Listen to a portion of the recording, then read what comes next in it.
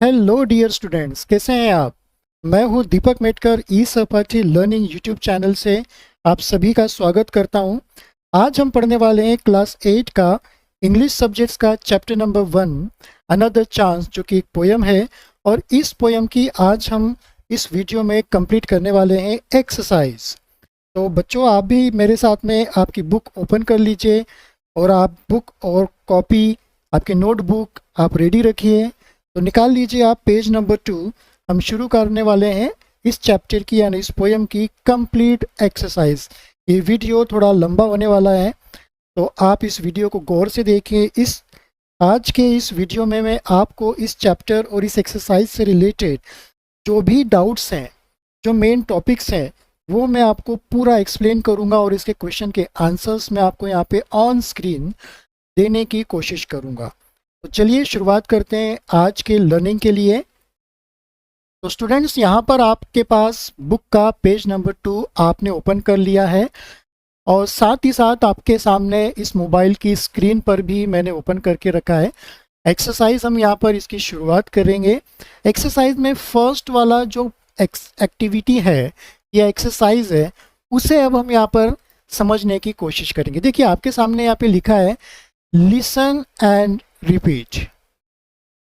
सुनो और इसे दोहराओ। इसका ये मतलब होता है, नीचे आप कुछ यहाँ पे वर्ड्स देख रहे हैं जो कि अलग अलग तरह के लिखे हुए हैं यहाँ पे। आइए, ये क्या है और क्यों है इस तरह के, हम यहाँ पर इसको समझने की कोशिश कर लेते हैं। फर्स्ट वाला जो वर्ड यहाँ पे लिखा हुआ है, देखिए मैं रीड करते जाऊँगा, आप भी मेरे साथ रीड करने की कोशिश कीजिए। आप आपकी बुक में देखिए, फर्स्ट वर्ड जो यहाँ पे दिया है बिगिनिंग, उसी के नीचे एक और वर्ड दिया है विनिंग, और उसी के नीचे एक और वर्ड दिया है फॉरगिविंग। चलिए अब सेकेंड रो में, कॉलम में हम आ जाते हैं। फर्स्ट वर्ड है यहाँ पे स्टार्ट, सेकेंड वर्ड है हार्ट, उसके बाद है पार्ट।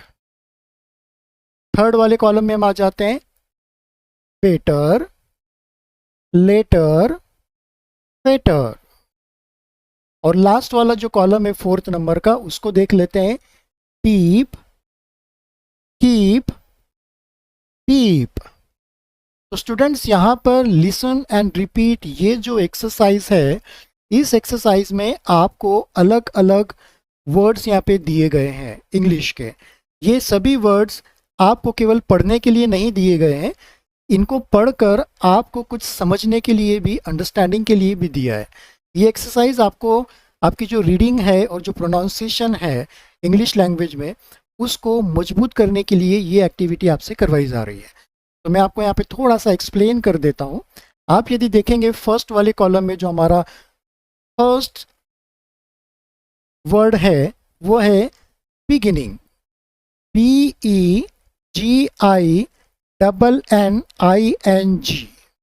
ठीक है, ये बिगिनिंग है। सेकंड वाला है विनिंग, थर्ड वाला है फॉरगिविंग।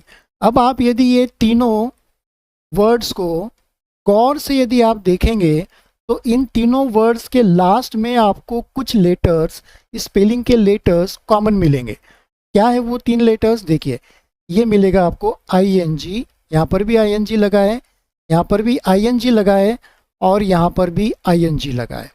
तो ING का जो भी यहाँ पे कॉम्बिनेशन होता है, जो प्रोनाउंसिएशन होता है, वो होता है इंग। क्या लिखा है यहाँ पे? ये हम बोलेंगे यहाँ पे ING, इसे हम पढ़ेंगे इंग। ठीक है, तो जब भी लास्ट में ING आए तो आप उसे इंक के नाम से ही लास्ट में एंडिंग में पढ़ेंगे आप। इसलिए यहाँ पे दिया है बिगिनिंग, विनिंग, फॉरगिविंग। सेकेंड वाला हम यहाँ पे देख लेते हैं कॉलम।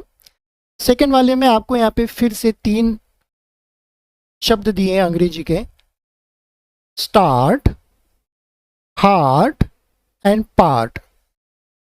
इनमें भी आप यदि आप गौर से देखेंगे इनकी स्पेलिंग्स को, तो इसके लास्ट के जो तीन लेटर्स हैं इस ऊपर वाले वर्ड के, इसमें आता है ART, और यही ART नीचे वाले दोनों में दिए हैं। ठीक है, ART ART ART, यानी इसका मतलब ये होता है कि जब भी किसी स्पेलिंग में ART ये तीन लेटर्स आते हैं तो इसे हम पढ़ते हैं आर्ट। इसलिए यहाँ पे एस टी आर्ट, तो एस और टी को यदि हम पढ़ेंगे यहाँ पे तो ये हो जाएगा स्ट। ठीक है, एस टी दोनों को कंबाइन कर दिया तो स्ट हो गया, और साथ में आर्ट लगा दिया तो ये हो जाएगा स्टार्ट। एच के साथ में ही लगा दिया तो ये है हो गया, और साथ में ए आ गया तो ये हो गया हार्ट। आर्ट के साथ में यदि हमने स्टार्टिंग में पी लगा दिया तो ये बन जाता है प आर्ट यानी पार्ट। चलिए थर्ड वाले कॉलम को हम देख लेते हैं यहाँ पर, बेटर, लेटर एंड फेटर। ये जो तीनों शब्द हैं अंग्रेजी के, इनमें भी यदि आप गौर से देखेंगे तो इसके जो 5 लेटर्स हैं लास्ट वाले, पी के बाद में ई आ गया, डबल टी ई आर आ गया, एल के बाद में E double T E R आ गया, एफ के बाद में E double T E R आ गया। ठीक है, तो ये जो 5 लेटर्स हैं ये एक प्रोनाउंसिएशन बनाते हैं इसका, इसको बोलते हैं एटर। क्या बोलते हैं इसको? एटर, एटर। तो आपको पता है, आपने शायद फोनिक साउंड्स पढ़ रखे होंगे, या जिन्होंने नहीं पढ़े हैं उनके लिए ये काफ़ी इंपॉर्टेंट वाली चीज़ है, वो ध्यान से देखें। बी का जो साउंड होता है अंग्रेजी में वो होता है ब। ठीक है, तो ब के साथ में हम यदि एटर लगा देंगे तो ये हो जाएगा बेटर। एल का जो साउंड होता है, यहाँ पे एल आया है तो एल का जो साउंड होगा वो ल होगा, ल, पूरा ल नहीं, ल। ठीक है, तो उसके साथ में यदि हम एटर लगा देंगे तो ये हो जाएगा लेटर। एफ का जो साउंड होता है वो फ होता है, पूरा फ नहीं, ये वाला फ। ठीक है, तो इसके साथ में यदि हम एटर लगा देंगे तो ये हो जाएगा फेटर। तो ये भी हमारा कंप्लीट हो गया। फोर्थ वाला जो कॉलम है हम उसको देख लेते हैं। इसकी जो स्पेलिंग है DEEP, डीप। सेकेंड वाले की है KEEP, कीप। थर्ड वाले की है BEEP, बीप। तो स्टूडेंट्स ये जो 3 वर्ड्स हैं, आप इन 3 वर्ड्स की स्पेलिंग को देखेंगे तो आपको समझ में आएगा कि इसके लास्ट के जो 3 लेटर्स हैं, डी के बाद EEP, के बाद EEP और बी के बाद EEP, तो हम इसे ईप पढ़ेंगे। क्या पढ़ेंगे हम इसे? ईप। ठीक है, तो जब भी आपके सामने EEP आए किसी भी वर्ड के साथ में, स्पेलिंग के साथ में, तो आप इसे ईप पढ़ेंगे। और इसके पहले यदि कोई लेटर्स लगते हैं, जैसे फॉर एग्जांपल इसमें टी लगा हुआ है, तो डी का जो साउंड होता है इंग्लिश में ड होता है, तो ड ईप, तो हो गया डीप। क का जो साउंड होता है वो, के का जो साउंड होता है वो क होता है, तो कीप इसको हम पढ़ेंगे। बी का जो साउंड होता है वो ब होता है, तो इसलिए हम इसको पढ़ेंगे ब ईप, ब प्लस ईप, बीप। तो यहाँ पर ये फर्स्ट वाली जो एक्सरसाइज है स्टूडेंट्स, लिसन एंड रिपीट, इसे हमने अब यहाँ पे कंप्लीट कर ली है। आप भी इसको अच्छे से समझें और इसी को आप आगे रीडिंग में, और आप जब कम्युनिकेशन करें, जब आप प्रोनाउंस करें, एक दूसरे से बातें करें, ठीक है, तब आपको इस तरह की एक्टिविटी काफ़ी ज़्यादा आपको बेनिफिट दे सकती है इंग्लिश लैंग्वेज को सीखने में और समझने में। चलिए, तो हम अब यहाँ पर आ जाते हैं सेकेंड वाली एक्सरसाइज में। पेज नंबर 2 की जो एक्सरसाइज है, वर्ल्ड पावर, जिसमें हम ए वाला क्वेश्चन दिया है, read the poem and right the antonyms of the following words. Read the poem and right the antonyms of the following words. अब देखिए, आपने यहाँ पे पढ़ा है, अब आपको पता है यहाँ पे क्या पूछा गया है। रीड द पोएम, कि जो पोएम है उसे आप पढ़िए। पोएम तो हम पहले ही पढ़ चुके हैं। एंड राइट यानी लिखिए। क्या लिखिए? The antonyms. एंटोनिम्स क्या होते हैं आप शायद जानते होंगे, यदि नहीं जानते हैं तो एंटोनिम्स का मतलब होता है कि विलोम शब्द। विलोम शब्द, विलोम शब्द। विलोम शब्द क्या होते हैं? आसान भाषा में यदि हम कहें तो उल्टे शब्द, या जिसका मतलब जो होता है वो विरोधी अर्थ वाले शब्द जो होते हैं, ठीक है, वो वाले। Antonyms of the following words. नीचे यहाँ पे कुछ हमें वर्ड्स दिए गए हैं, इनके हमें विलोम शब्द लिखे। आपने विलोम शब्द किए करे होंगे, तो जब भी होते हैं हम विलोम शब्द के दोनों शब्दों के बीच में एक्स लगाते हैं, यानी उल्टा। और फॉर एग्जाम्पल यहाँ पे दिया है एग्जाम्पल्स, गुड, गुड का यहाँ पे एंटोनिम्स, ठीक है, क्या है यहाँ पे, यदि हम इसको यहाँ पे कर ले तो हो जाएगा गुड यानी बैड। गुड का एंटोनिम्स होगा बैड। गुड का मतलब होता है अच्छा, बैड का मतलब होता है बुरा, ठीक है। तो इसी तरह से यहाँ पे हमें कुछ ये वर्ड्स दिए हैं, जैसे दिया है सक्सेस, ये दिया है success, stale, hope, and, and shallow. देखिए बच्चों, जब भी आपको एंटोनिम्स की एक्सरसाइज करनी होती है तो आपको ये जो दिए गए शब्द हैं जिनको हमें कन्वर्ट करना है या जिनका हमें विरोधी अर्थ को ढूंढना है, तो जिन भी शब्दों को हमें ढूंढना है सबसे पहले आपको उनके मीनिंग्स पता होना चाहिए। अंग्रेजी में, हिंदी में हम उनको क्या बोलते हैं, ठीक है। यदि आपको उनके मीनिंग्स पता होंगे तो ही तो आप उनको, उनके जो अपोजिट मीनिंग्स है, अपोजिट जो वर्ड्स हैं, वो आप फाइंड कर पाओगे अपने मन ही मन में, है ना। तो यहाँ पर आप देखिए कि जो सक्सेस होता है इसको हम क्या बोलेंगे। सक्सेस यानी क्या होता है, हमने यहाँ पर ऊपर भी देखा था, सक्सेस यानी क्या होता है, विजय या जीत, ठीक है। सक्सेस यानी जीत या विजय। तो सक्सेस का यानी जीत का यदि हम हिंदी में यदि इसको विलोम शब्द को यदि हम करें यहाँ पर, तो क्या होगा, जीत का उल्टा क्या होता है, हमें पता है, हार होता है ना, हार होता है। तो पोयम में हार या हारना जो शब्द गया था वो कौन सा गया था, आप जब पोयम को देखेंगे तो आप उसको देखेंगे तो आपको समझ में आएगा कि फेल्यूर एक शब्द हमने वहाँ पे किया था, कौन सा किया था, फेल्यूर। तो यहाँ पर हम लिखेंगे फेल्यूर, ठीक है। आइए स्पेलिंग आपको पता है, FAILURE,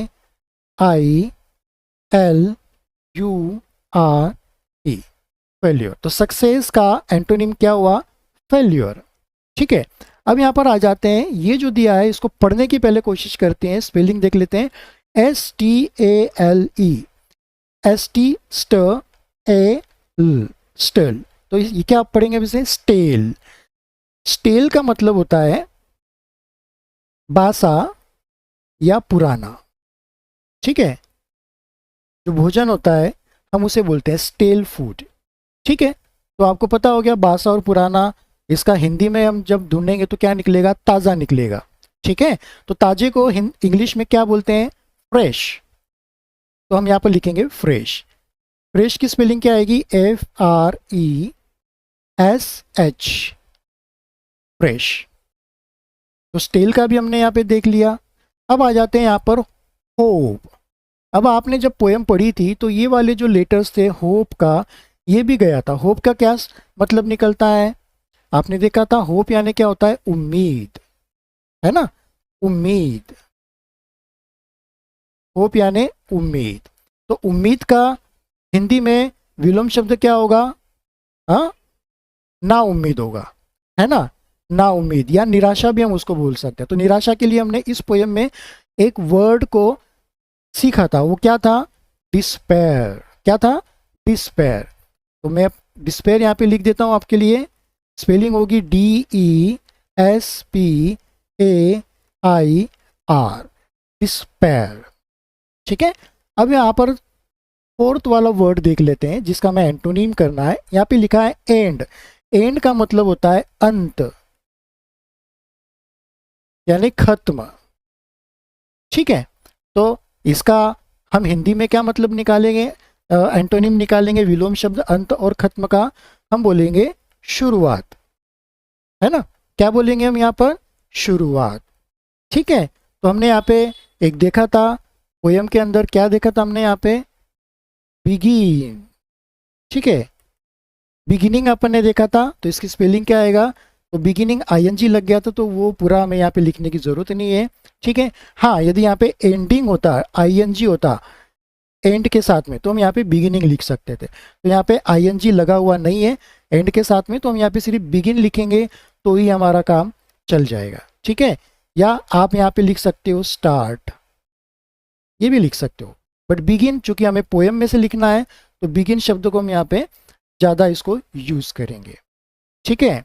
अब यहाँ पर आ जाते हैं हम, ये दिखा है लास्ट वाला जो वर्ड है SHALLOW, इसे पढ़ेंगे शैलो। शैलो का मतलब क्या होता है, यानी खोखला या उथला, ठीक है, या हम इसे एक तरह से बोल सकते हैं, ऊंचा भी बोल सकते हैं, शालो, यानी अंदर से खोखला है वो। ठीक है, तो अंदर से खोखला है तो हम उसको क्या बोलेंगे, या उथला है तो हम उसे क्या बोलेंगे, उछ उथला है तो हम उसे क्या बोलेंगे, या हम यहाँ पर बोलेंगे उसके लिए डीप। जो स्पेलिंग आएगी हिंदी में, सॉरी, जो इसका मतलब विलोम शब्द जो होगा हिंदी में, उसका होगा डीप यानी गहरा। ठीक है, उथला, खोखला, ऊंचा, तो इसका आ जाएगा गहरा।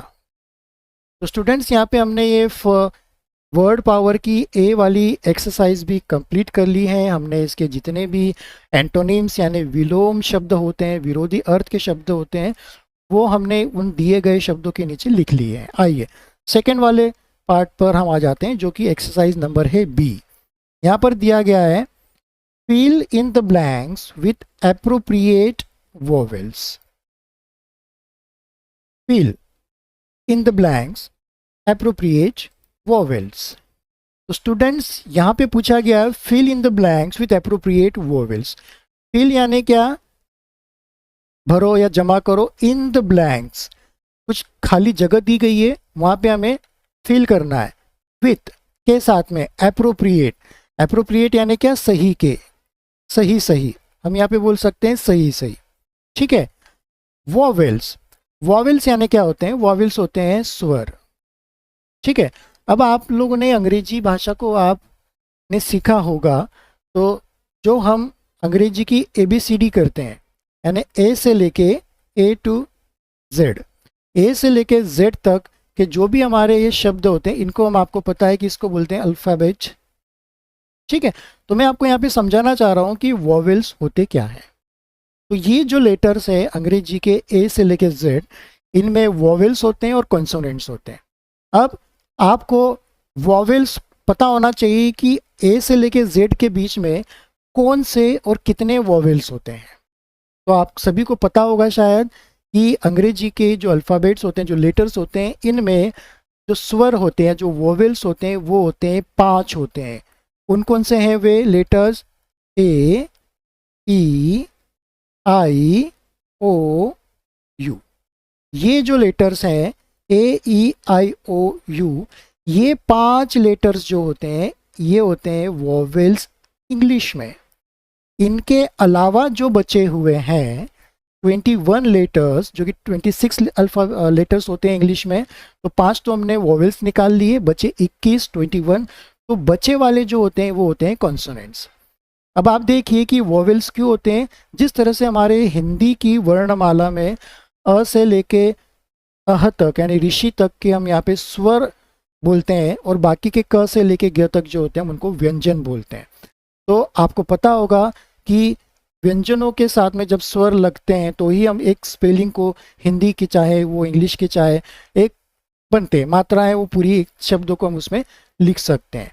ठीक है, तो इसी तरह से अंग्रेजी में जो भी स्पेलिंग आपको बनानी है तो उनमें मात्राएं लगती है, जिस तरह से हिंदी में मात्राएं लगती है, उसी तरह से हम बोल सकते हैं कि अंग्रेजी में ए, ई, आई, ओ, यू, ये एक तरह से वोवेल्स यानी मात्राएं हैं। बिना इनके हम कोई भी स्पेलिंग क्रिएट यहाँ पे नहीं कर सकते। 99% जो स्पेलिंग होती है उनमें कहीं ना कहीं ए, ई, आई, ओ, यू, ये सभी तो नहीं, लेकिन इनमें से मोस्टली जो आवश्यक होते हैं वो तो आते ही आते हैं। ठीक है, तो यहाँ पर यही वोवेल्स यानी ए, ई, आई, ओ, यू, इन दी गई नीचे जो भी आपको ये स्पेलिंग्स दी गई है, इसमें आपको फिल करना है। ठीक है, चलिए तो शुरुआत कर लेते हैं। मैं आशा करता हूँ बच्चों कि आपको समझ में आ गया होगा कि वोवेल्स क्या होते हैं। चलिए अब यहाँ पर हम देख लेते हैं, ये सारे के सारे क्या है कि जो वर्ड्स हैं ये पोयम में गए हुए हैं, हमने इनको पोयम में ऑलरेडी रीड किया हुआ है। फर्स्ट वाली लाइन को यदि आप देखेंगे तो हाउ ऑफन, ठीक है, तो OFT यहाँ पे आ जाएगा ई। यदि आप बुक में वो स्पेलिंग दिखेंगे तो यहाँ पे क्या आ जाएगा, ई आएगा। तो ये कौन सा वोवेल यहाँ पे आ रहा है, ई वाला वोवेल आ रहा है, तो इसको पढ़ेंगे हम ऑफन। ठीक है, अब यहाँ पे आ जाता है, देखो BL और यहाँ पे डैश है यानी फिर ब्लैंक स्पेस है और यहाँ पे T है। तो आप यहाँ पे क्या देखोगे, यदि बुक में आप यदि देखने जाओगे तो बुक में आप फर्स्ट वाले स्टैंजा की जो थर्ड वाली लाइन है, ठीक है, वहाँ पे आप देखोगे तो BLOT लिखा हुआ है। ठीक है, तो वो क्या ब्लॉट हमने पढ़ा था वहाँ पे, तो यहाँ पर कौन सा वोवेल आ जाएगा, ओ वोवेल आ जाएगा। ठीक है, तो यहाँ पर ये आ गया अपना। अब थर्ड वाला भी हम देख लेते हैं, WSH। तो WSH का यदि आप पूरे पोयम में फाइंड करने जाओगे, ठीक है, तो जो फर्स्ट वाला जो लाइन है हमारी इस पोयम की, how often we wish for another chance, तो उसमें से जो विश है WISH, ठीक है। अब देखिए यहाँ पे आई है, तो ये आई हमें यहाँ पे यूज करना है, तो ये हो गया विश हो गया, ठीक है, विश हो गया यहाँ पर। चलिए अब हम आ जाते हैं यहाँ पर FORG-VA, तो ये फॉर वी। अब यहाँ पे AEIOU, इन पांचों लेटर्स में से यहाँ पे कौन सा आ सकता है, तो आप बुक में देखिए, बुक में यदि आप देखेंगे तो स्टैंजा 3rd नंबर का है, उसकी जो 2nd नंबर की लाइन है उसमें आप देखिए and to be always forgiving, ठीक है, फॉर गिविंग। तो यहाँ पे जो पूरी की पूरी स्पेलिंग है FORG के बाद में यहाँ पे ये जो वोवेल्स हैं इसका आई आया हुआ है, ठीक है, तो यहाँ पर हो गया है फॉर गिव। बुक में फॉर गिविंग है, ING लगा है, तो यहाँ पे ई है, लेकिन बुक में ई हट चुका है, ठीक है, तो यहाँ पे फॉर गिव में आई आ गया है। ओके, चलिए अब यहाँ पर लास्ट वाला जो वर्ड्स हैं उसको देख लेते हैं, M-STAKE, स्टेक। M के बाद में यहाँ पे AEIOU, इन पांचों लेटर्स के जो वॉवेल्स हैं इनमें से कौन सा एप्रोप्रिएट वॉवेल्स होगा, इसको यदि हम देखने की कोशिश करें तो बुक का आप फर्स्ट वाला स्टैंजा देखें, आप उसकी 3rd वाली लाइन देखें, a chance to blot out our mistakes. हमने मिस्टेक्स पढ़ा था, तो बुक में M के बाद में I का यहाँ पे यूज़ किया गया है, तो मिस्टेक्स, तो M के साथ में यहाँ पे I आ गया, यानी ई वाला आ गया, तो मिस्टेक हो गया। तो स्टूडेंट्स यहाँ पर हमने ये जो बी वाली एक्सरसाइज है वॉवेल्स के लिए, appropriate fill in the blanks with appropriate vowels AEIOU, इनको हमने सही सही जगह पे यहाँ पर प्लेस कर दिया, तो ये एक्टिविटी भी हमारी कंप्लीट होती है। चलिए अब आ जाते हैं एक्टिविटी नंबर C पर। हम यहाँ पर आ जाते हैं कि जो C वाली एक्टिविटी है उसमें क्या हमें फाइंड आउट करना है, क्या एक्टिविटी करनी है, उसे हम समझने की कोशिश करते हैं। Find words that rhyme with the following. Find words that rhyme with the following. Find यानी क्या, ढूंढिए, words शब्दों को, that जो, rhyme rhyme यानी मिलते जुलते, जिसको हिंदी में बोलते हैं तुकांत शब्द, with के साथ में द फॉलोइंग, जो नीचे दिए गए उनके साथ में, यानी नीचे जो ये वर्ड्स दिए हैं 1 2 3 4, इनके तुकांत शब्द यानी इनसे मिलते जुलते वाले शब्दों को जो है वो पोयम में आपको फाइंड आउट करना है। देखिए ये जो वर्ड्स होते हैं राइम क्या होते हैं, कई बच्चों को पता होगा, लेकिन जिन बच्चों को नहीं पता उनके लिए मैं बता दूं कि राइम वर्ड्स वो होते हैं बच्चों कि जनरली ये पोएम्स में आते हैं। कहाँ पर आते हैं, पोएम में दिए होते हैं, कि पोएम के जो लाइंस होती है, जो स्टैंजा होता है, उसकी सबसे लास्ट वाली जो शब्द होता है उस लाइन का, उसमें जनरली मिलते जुलते या सेम उच्चारण वाले, सेम ध्वनि वाले, एक जैसे सुनने में आने वाले मिलते जुलते शब्द हमें कई बार इंग्लिश की पोएम्स में और हिंदी की पोएम्स में, कविताओं में हमें सुनाई देने लगते हैं। अब यदि यहाँ पर मैं आपको कुछ समझाने की कोशिश करूँ तो जो हमने यहाँ पे लिसन एंड रिपीट जो एक्टिविटी की है, इसमें देखिए, इसमें यदि आप देखेंगे तो फर्स्ट वाला है बिगिनिंग, विनिंग, फॉर गिविंग, तो यहाँ पे इंग इंग इंग लास्ट में हम बोल रहे हैं। इसी तरह से start, heart, part, art, start, तो यहाँ पे ये आर्ट आर्ट आर्ट ये आए, तो इनको भी हम बोल सकते हैं कि राइम वर्ड्स हैं एक तरह से। Better, letter, fetter, deep, keep, beep, ये सारे के सारे क्या हम इनको बोल सकते हैं, यदि ये किसी पोएम में आए तो इन्हें राइमिंग वर्ड्स हम बोल सकते हैं। ठीक है, चलिए तो यहाँ पर हम देख लेते हैं कि दिए गए जो shine, through, start and beginning, इनके राइमिंग वर्ड्स पोएम में कहाँ कहाँ पर हो सकते हैं, इनको हम देखने की कोशिश कर लेते हैं। आप फर्स्ट वाला पेज निकालिए आपकी बुक में से और देखिए यहाँ पे कि जो शाइन वाला वर्ड है इंग्लिश का, ये कहाँ पर आया है। अब यदि आप पोएम पढ़ेंगे तो जो थर्ड नंबर का स्टैंजा है उसकी थर्ड वाली जो लाइन है, and to add a little sunshine, sun के बाद में शाइन आया है यहाँ पे, तो शाइन आया है, ठीक है। अब यहाँ पर आप इससे मिलता जुलता जो शब्द है, राइमिंग वर्ड है, वो यहाँ पर है कि नहीं हम चेक करेंगे। इसके पहले मैं आपको थोड़ा सा यहाँ पे बता दूँ बच्चों, चलिए पोएम में ही हम डायरेक्ट आ जाते हैं। मैं आपके सामने ऑन स्क्रीन पोएम यहाँ पे ले आता हूँ। देखिए इसमें जो राइमिंग वर्ड्स है वो क्या क्या हो सकते हैं।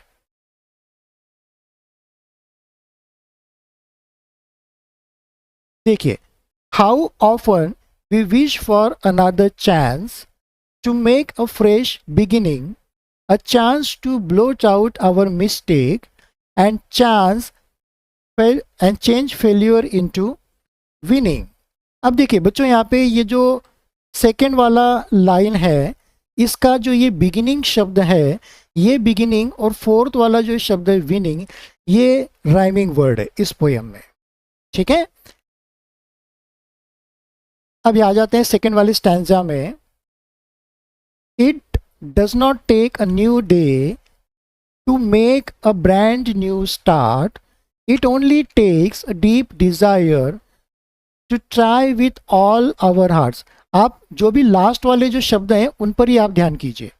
अब यहाँ पे आ जाता है डे, डे का कुछ आ रहा है क्या, मिलता जुलता नहीं आ रहा है स्टैंजा में। स्टार्ट, स्टार्ट का आ रहा है क्या, हाँ स्टार्ट का ART हार्ट, तो ये जो स्टार्ट है, ठीक है, और ये जो हार्ट है, ये राइमिंग वर्ड्स हैं इस स्टैंजा के, इस पोएम के लिए। अब डे और डिज़ायर ये आपस में राइमिंग वर्ड्स नहीं हो सकते। थर्ड वाला स्टैंजा देख लेते हैं। To leave a little better and to be always forgiving and to add a little sunshine to the words in which we are living. अब ये जो स्टैंजा है, इसकी जो सेकंड लाइन का जो लास्ट वाला शब्द है फॉर गिविंग, ये और फोर्थ वाला जो है लिविंग, ये एक जैसे हमें सुनने में या बोलने में लास्ट के जो वर्ड्स हैं वो महसूस हो रहे हैं, तो इनको हम राइमिंग वर्ड्स बोल सकते हैं। अब इसके अलावा जो बेटर है और सनशाइन है, ये आपस में नहीं हो सकते हैं। फोर्थ वाला जो स्टैंजा उसको देख लेते हैं। So never give up in despair and think you are through, for there's always a tomorrow and the hope of starting new। अब इसको यदि आप देखेंगे तो जो सेकेंड वाली लाइन है, इसका जो ये वर्ड है थ्रू, ठीक है, और ये जो वर्ड है अ न्यू, ये मिलता जुलता एक जैसा हमें सुनने में थोड़ा सा समझ में आ रहा है। तो थ्रू का जो राइमिंग वर्ड है यहाँ पे ये न्यू है। डिस्पेयर और टुमारो ये दोनों आपस में नहीं बन रहे हैं, ठीक है। तो ये मोस्टली हमने यहाँ पे फाइंड आउट कर लिए हैं। तो बैक टू द एक्सरसाइज, चलिए दोबारा हम एक्सरसाइज पे आ जाते हैं। अब यहाँ पे आपको दिए गए हैं, देखिए ये राइमिंग वर्ड्स हमें फाइंड करना है। तो राइमिंग वर्ड्स यहाँ पे कौन कौन से हो रहे हैं, हम उसको सॉल्व कर लेते हैं। शाइन, पोयम को यदि आपने गौर से पढ़ा होगा तो शाइन का कोई राइमिंग वर्ड इस पोयम में नहीं आया है, ठीक है। तो आप अपने मन से शाइन से मिलता जुलता आपको जो भी याद आए वो आप लिख सकते हैं। वो क्या क्या लिख सकते हैं, क्या क्या हो सकते हैं, ज़रूरी नहीं कि एक ही हो, बहुत सारे हो सकते हैं। तो शाइन का राइमिंग वर्ड यहाँ पे क्या हो सकता है, एक तो होता है वाइन, WINE, दूसरा होता है MINE, माइन, ठीक है, और तीसरा क्या होता है डाइन भी हो सकता है। यानी इसके जो लास्ट के या SHIN ये, ठीक है, ये लेटर्स या लास्ट का ये INE ये जो है ये यहाँ पर एक साथ में स्पेलिंग में आने चाहिए, ठीक है। तो आप वाइन यूज़ कीजिए, माइन यूज़ कीजिए, डाइन यूज़ कीजिए, या इससे और भी आप चाहें तो फाइंड आउट कर सकते हैं, ठीक है। तो यहाँ पर आप वाइन, माइन, डाइन, ये आप इनमें से कोई भी आप एक लिख सकते हैं। हमें एक ही वर्ड लिखना है। अब यहाँ पे आ जाते हैं थ्रू।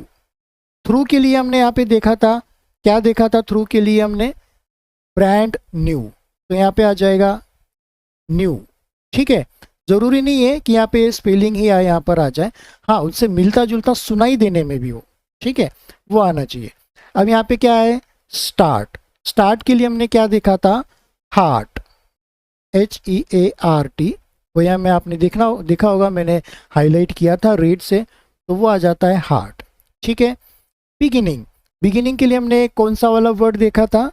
वो देखा था विनिंग देखा था। तो क्या स्पेलिंग है उसकी? WINNING, winning. तो बच्चों यहाँ पर हमने ये सी वाली एक्सरसाइज भी कंप्लीट कर ली है। आइए अब हम यहाँ पर नेक्स्ट वाली जो एक्सरसाइज है उसको देख लेते हैं। तो नेक्स्ट वाली जो एक्सरसाइज है उसमें आपको दिया गया है कॉम्प्रिहेंशन। कॉम्प्रिहेंशंस क्या है यहाँ पर, हम इसको भी समझने की कोशिश करते हैं। उसके पहले हम देख लेते हैं कि कॉम्प्रिहेंशन में हमें यहाँ पर क्या दिया गया है। ए वाला पार्ट हमें दिया गया है, आंसर द फॉलोइंग क्वेश्चंस। आपकी बुक में आप देख रहे होंगे या ऑन स्क्रीन आप देखें तो यहाँ पे हमें A, B, C और D, E ये 5 क्वेश्चंस दिए हैं यहाँ पे कॉम्प्रिहेंशन में। तो ये क्वेश्चंस के आंसर्स हमें देने हैं, आंसर द फॉलोइंग क्वेश्चन, कि ये जो नीचे दिए गए क्वेश्चन है इनके हमें आंसर दीजिए। तो कॉम्प्रिहेंशंस क्यों ज़रूरी होता है, इसका क्या मतलब है हमारे इस एक्सरसाइज से? देखिए बच्चों, कॉम्प्रिहेंशन का मतलब हम इस तरह से ले सकते हैं कि जो चैप्टर या जो पोएम आपने अभी पढ़ी है, सीखी है, तो उसको आपने कितना सीख पाए हैं, कितना समझ पाए हैं, आपकी अंडरस्टैंडिंग कितनी है। यदि कोई ओरली आपसे उस पोएम से रिलेटेड या उस चैप्टर से रिलेटेड कोई क्वेश्चन पूछे, सवाल पूछे, तो क्या आप उसके आंसर दे पाएंगे या लिख पाएंगे कि नहीं लिख पाएंगे, इसका टेस्ट यहाँ पर किया जाएगा। ठीक है, कि आपको ये जो क्वेश्चंस दिए गए हैं इनके आंसर्स आएंगे या नहीं आएंगे, आप ये क्वेश्चन समझ पाएंगे या नहीं समझ पाएंगे। यदि समझ पाएंगे तो आप इनके आंसर्स दे पाएंगे, यदि आपने पोएम ठीक से समझी होगी तो। ठीक है, तो यहाँ पे हम देख लेते हैं क्या क्या क्वेश्चंस यहाँ पे दिए गए हैं। Why do we wish for another chance? What does it take to make a brand new? What does the poet mean by adding a little sunshine to the world? Why should we never give up in despair? What should we hope for our future? तो students यहाँ पे ये 5 questions दिए गए हैं, इनके answers मैं आपको बताऊंगा, क्वेश्चंस के हिंदी में मीनिंग और आपको क्वेश्चंस क्या है ये भी समझाने की मैं आपको कोशिश करूंगा। चलिए, आपके सामने यहाँ पर सेकेंड वाला एक स्क्रीन ओपन हो चुका है जिसमें आप देख पा रहे हैं कि कॉम्प्रिहेंशन से वहाँ पे ये क्वेश्चंस भी दिए गए हैं और उन क्वेश्चंस के नीचे आपको आंसर्स भी मैंने इंग्लिश में लिखकर दिए गए। तो चलिए, फर्स्ट वाला जो क्वेश्चन है इसको मैं आपको एक्सप्लेन कर देता हूँ कि क्या इसमें पूछा गया है। Why do we wish for another chance? क्या पूछा गया है यहाँ पर? Why do we wish for another chance. Why do, why का मतलब होता है क्यों। ठीक है, वाई का मतलब होता है क्यों। वी यानी हम, विश यानी हमारी इच्छाएं, फॉर के, अनदर यानी दूसरे, चांस यानी अवसर। तो इसका मतलब ये निकलता है कि हम एक और चांस, मौके की इच्छा क्यों करते हैं। Why do we wish for another chance, हम एक और मौके की इच्छा हमारे जीवन में या हम क्यों करते हैं। इसका आंसर्स नीचे दिया गया है, आंसर्स में आपको एक्सप्लेन करने की कोशिश करता हूँ। पहले रीड कर लेते हैं। We wish for another chance to change our failure into winning. ठीक है, अब यहाँ पे क्या दिया गया है? We wish for another chance to change our failure into winnings. We यानी क्या आ जाएगा यहाँ पर? हम। वी का मतलब क्या होगा? हम wish, we wish for another chance, तो ये का ये पूरा आ जाएगा we wish for another chance. देखिए, ये पूरा का पूरा आया। जब भी आपको वाई वाला आ जाए तो उसके बाद में जो भी ये होगा वो आपको यहाँ पे लिखना होगा। तो we wish for another chance, chance के बाद में यहाँ पे आ जाएगा। अब यहाँ पे बिकॉज तो हम नहीं लगा सकते, यहाँ पे टू लगा दिया है। ठीक है, क्योंकि यहाँ पे डू आया है तो हमने यहाँ पे इसको टू कर दिया है। ठीक है, to change our failure into winning, कि टू चेंज यानी बदलाव करने के लिए हमारे फेल्यूर यानी असफलता को इनटू में विनिंग में, तो ये आ जाएगा विनिंग। तो इसका आंसर किस तरह से हो गया है, we wish for another chance to change our failure into winning. Hindi में इसको हम किस तरह से बोल सकते हैं कि हम एक और मौके की इच्छा इसलिए करते हैं ताकि, अब यहाँ पे बिकॉज नहीं है, क्योंकि हम यहाँ पे यूज नहीं करेंगे, टू आया है तो इसलिए बोलेंगे ताकि हम अपनी हार को जीत में बदल सके। तो आप इस क्वेश्चंस को यहाँ पर देखकर इसका आंसर लिख लीजिएगा आपके नोटबुक में। चलिए तो चलते हैं सेकंड वाले क्वेश्चंस की तरफ। क्या लिखा है, what does it take to make a brand new start. What does it take to make a brand new start. What का मतलब हो जाएगा क्या, डज ये हेल्पिंग वर्ब है यहाँ पर, इट यानी यह, टेक लेता है, टू को, मेक यानी बनाना, अ ब्रांड न्यू यानी नया, स्टार्ट यानी शुरुआत। तो इसका किस तरह से क्वेश्चन में हिंदी में मतलब होगा कि नई शुरुआत करने में क्या लगता है। What does it take, take का मतलब होता है लेना या लगना, ठीक है, कि नई शुरुआत करने के लिए हमें किस चीज की आवश्यकता होती है, क्या चाहिए होता है, ठीक है। तो इसका आंसर क्या दिया गया है यहाँ पे, it only takes a deep desire. अब ये यहाँ पे शॉर्ट में दिया गया है, इसका एक और तरीके से आप आंसर लिख सकते हो, वो भी मैं आपको बताने की कोशिश करूंगा। It only takes a deep desire, तो मैं नई शुरुआत करने के लिए क्या, किस चीज़ की आवश्यकता होती है, इच्छा शक्ति की। कैसी इच्छा शक्ति, गहरी वाली, डीप वाली, हमने पोएम में पढ़ा था, it only takes a deep desire, ठीक है। तो ये यहाँ पर आता है। तो इसका आंसर आप इस तरह से नहीं लिखिएगा जिसे मैंने यहाँ पे दिया है, मैं जिस तरह से यहाँ पे अब नया लिखूंगा उस तरह से आप लिखेंगे, ठीक है। तो उसका आंसर किस तरह से होगा, आइए देखने की कोशिश कर लेते हैं। हम इसकी शुरुआत करेंगे टू से, to make a brand new start, ठीक है, to make a brand new start, ठीक है। ये पूरा का पूरा आ गया। अब हम यहाँ पे लिखेंगे ये वाला पूरा का पूरा आंसर, ठीक है। It only takes a deep desire, ये वाला आंसर आप इसका लिखिएगा। To make a brand new start, तो इसमें इसका क्या आएगा कि एक हमें नई शुरुआत करने के लिए इट ओनली टेक, कि सिर्फ लगता है, अ डीप डिजायर, कि हमें सिर्फ एक इच्छा शक्ति जो कि गहरी और तीव्र इच्छा शक्ति की आवश्यकता है, ठीक है। तो चलिए आ जाते हैं सी वाले क्वेश्चंस के ऊपर। What does the poet mean by adding a little sunshine to the world. समझने की कोशिश कर लेते हैं इसे। व्हाट का मतलब होता है क्या, डज को अभी आप छोड़ दीजिए। द पोएट यानी कवि, मीन यानी बोलना चाहता है या बताना चाहता है या उसका मतलब, मीन का होता है मतलब। बाय से, एडिंग यानी जोड़ना, मिलाना, अ लिटिल सनशाइन, की जो धूप की रोशनी है या सूरज की जो रोशनी, यानी हम उसे बोलेंगे रोशनी, ठीक है, कि हमें रोशनी क्यों ऐड करनी है टू द वर्ल्ड, इस दुनिया में। इसका मतलब है कि हमें इस संसार में उजाला, उम्मीद की किरण या उजाला क्यों फैलाना है, ठीक है। तो इसका क्या है यहाँ पर, कवि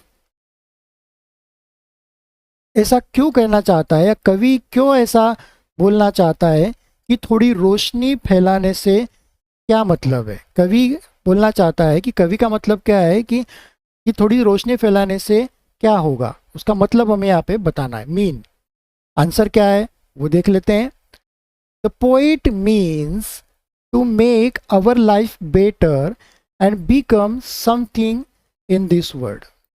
वही में हमने पढ़ा है कि हमें थोड़ा सनशाइन, यदि उजाला डालना है तो वहाँ पे क्या करना पड़ेगा, हमारी लाइफ को बेटर करना पड़ेगा और हमें इस संसार को भी कुछ अच्छे से कुछ अच्छा देना पड़ेगा, एक नया एनवायरनमेंट देना पड़ेगा, ताकि हम और हमारे साथ साथ दूसरे लोग भी बड़े हैप्पीली इस संसार में अपने आप को रख पाए या एक सरवाइव कर पाए। ठीक है, तो ये जो क्वेश्चंस है, इसका क्वेश्चंस हम कैसे लिखेंगे? तो यहाँ पे इसका आ जाएगा, आपको यहाँ से लिखना है, द पोएट से स्टार्ट करना है।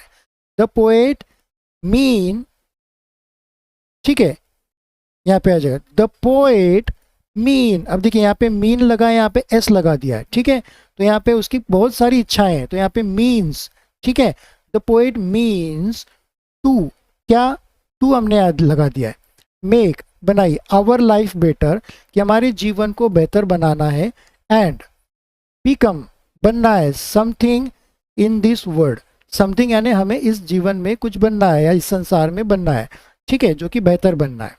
तो इसका आंसर किस तरह से हो सकता है कि हमें निराश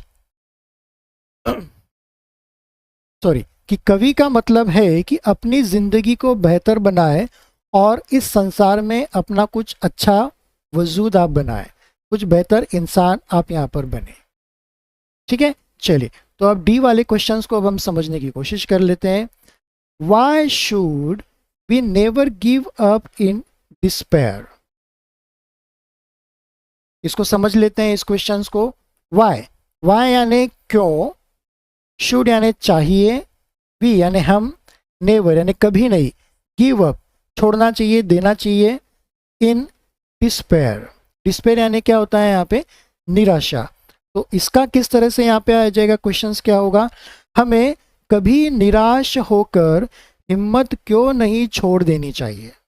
ठीक है, वाई शुड वी यानी हम, नेवर छोड़नी चाहिए, गिव अप छोड़ना चाहिए, देना चाहिए। ठीक है, डिस्पेयर यानी निराशा। तो हमें निराश होकर क्यों हमारी हिम्मत या हमें अपने आप की उम्मीद नहीं छोड़ देनी चाहिए। ठीक है, इसका आंसर किस तरह से दिया गया है समझने की कोशिश कर सकते हैं। We should never give up in despair as there is always tomorrow to start anew. समझ लेते हैं इस आंसर को हिंदी में। अब ये क्या आ जाएगा, वाई के बाद में और शुड के बाद में जो ये पूरा का पूरा है, ये यहाँ पर हम लिख लेंगे, we should never give up in despair. ठीक है, ये पूरा का पूरा आ गया कि हमें उम्मीद नहीं छोड़नी चाहिए निराशा में। एज की जगह आप यहाँ पे बिकॉज का भी आप यूज़ कर सकते हैं, बिकॉज क्योंकि देयर इज वहाँ पर है, क्या है, ऑलवेज हमेशा, अ टुमारो कल, एक नया कल, नया सवेरा, टू स्टार्ट अ न्यू हमें एक नई शुरुआत करने के लिए हमें एक हमेशा अवसर या एक नया समय या नया मौका मिलता है। ठीक है, तो इसका ये आ जाएगा कि हमें कभी निराशा में अपने उम्मीद को नहीं छोड़ना चाहिए, क्योंकि नई शुरुआत, ठीक है, और जीत, हमें नई शुरुआत के लिए हमें एक नया अवसर ज़रूर मिलता है। ये इसका मीनिंग हो गया। चलिए, नेक्स्ट वाला जो क्वेश्चन है और लास्ट वाला है, उसे हम अब यहाँ पे समझ लेते हैं। What should we hope for our future. समझ लेते हैं इसको। व्हाट का मतलब होता है क्या, शुड यानी होना, चाहना, वी विश, वी यानी हम, होप यानी उम्मीद, फॉर यानी के लिए, आवर यानी हमारा, फ्यूचर यानी भविष्य। तो इसका हमें क्या होगा कि हमें अपने भविष्य के बारे में क्या उम्मीद रखना चाहिए। व्हाट शुड वी होप, कि हमें क्या उम्मीद लेनी चाहिए फॉर आवर फ्यूचर, हमारे भविष्य के लिए। आंसर्स को समझ लेते हैं। We should hope for starting new and winning in future. Answers को समझ लेते हैं किस तरह से दिया गया है। वी के बाद में शुड आया है, तो we should hope for our future. For our future भी आप यहाँ पे लगा सकते हो। ठीक है, for our future starting new, की नई शुरुआत, and winning in the future, और हमें भविष्य में उसकी जीत को भी सुनिश्चित करना होगा। तो इसका आंसर कैसे बनेगा, हमें नई सोच की शुरुआत और जीत के बारे में सोचना होगा। ठीक है, हमें अपने भविष्य में एक नई उम्मीद के साथ में, ठीक है, और नई आशा के साथ में जीत के बारे में, जीत की शुरुआत के बारे में और एक नई उम्मीद के बारे में हमें सोचना होगा। तो डियर स्टूडेंट्स, यहाँ पर हमने ये 5 कॉम्प्रिहेंशन जो क्वेश्चंस है उसके आंसर मैंने आपको नोट डाउन करवाए हैं, यहाँ पे आप लिख लीजिएगा। और आपको मैंने समझाए भी हैं किस तरह से आपको लिखना है, क्या है, तो आप इनको मत भूलिएगा। ये बहुत इंपॉर्टेंट क्वेश्चंस हैं क्योंकि ये क्वेश्चंस आपकी समझ को बढ़ाते हैं इस चैप्टर या इस पोएम के बारे में। चलिए, तो नेक्स्ट वाला जो हमारा एक्सरसाइज है क्वेश्चंस के बाद में, उसको हम यहाँ पर देखने की कोशिश कर लेते हैं। चलिए, नेक्स्ट वाली क्या एक्सरसाइज है यहाँ पे? नेक्स्ट वाला दिया गया है मैच द फॉलोइंग। क्या दिया गया है यहाँ पे? Match the following. यहाँ पे कुछ आपको अब बुक में आप देख पा रहे होंगे, कुछ आपको यहाँ पे ये दिए हैं, आपको ऑप्शंस दिए हैं, ये पेयर्स दिए हैं, इनको आपको मैच करना है। फॉलोइंग यानी नीचे जो दी गई है उनको। तो ये क्या क्या है हम इनको देख लेते हैं। ठीक है, चलिए, आपके सामने बुक है, आप बुक में आप देखिए, बुक में जो नज़र आ रहा है उसको आप देखिएगा। स्क्रीन पे आपको शायद ये छोटा छोटा लग रहा होगा, मैंने इसे स्मॉल किया है ताकि ये पूरा पेज आपको दिख सके। चलिए, क्या लिखा है यहाँ पे? हमें इसको जोड़ियों को मिलाना है, मैच करना है। ठीक है, पोएम आप देखिए, पोएम भी आपने देखी हुई है, हो सकता है अब तक पोएम आपको याद हो चुकी हो। देखिए, यहाँ पे कप्स दिए हैं और ये दिए हैं यहाँ पर स्पून्स दिए, यानी चाय का कप है और ये चम्मच दिए। हमें दोनों की जोड़ियों को मिलाना है प्रॉपर तरीके से। ठीक है, और इस कप में कुछ लिखा हुआ है। क्या लिखा है? फर्स्ट वाली कप में a chance to blot out. क्या दिया है यहाँ पे? A chance to blot out. ठीक है, और नीचे सेकंड वाले में क्या दिया? It only takes. थर्ड वाले कप में क्या दिया है? To add a little. Fourth वाले कप में so never give up. First वाली जो स्पून है, चम्मच है, उसमें क्या दिया है? इन डिस्पेयर। सेकेंड में दिया गया है सनशाइन। थर्ड में दिया गया है अ डीप डिज़ायर। और फोर्थ लास्ट वाले में दिया है अवर मिस्टेक्स। देखिए बच्चों, जब भी आप मैच द फॉलोइंग करें तो आप सबसे पहले जो ऑप्शन है ए पार्ट और बी पार्ट वाला, जैसे यदि मान के चलिए कि यदि मैं इसे ए कहूँ और इसे यदि मैं बी कहूँ, तो आप ए और बी आप दोनों को एक बार पढ़ लीजिए।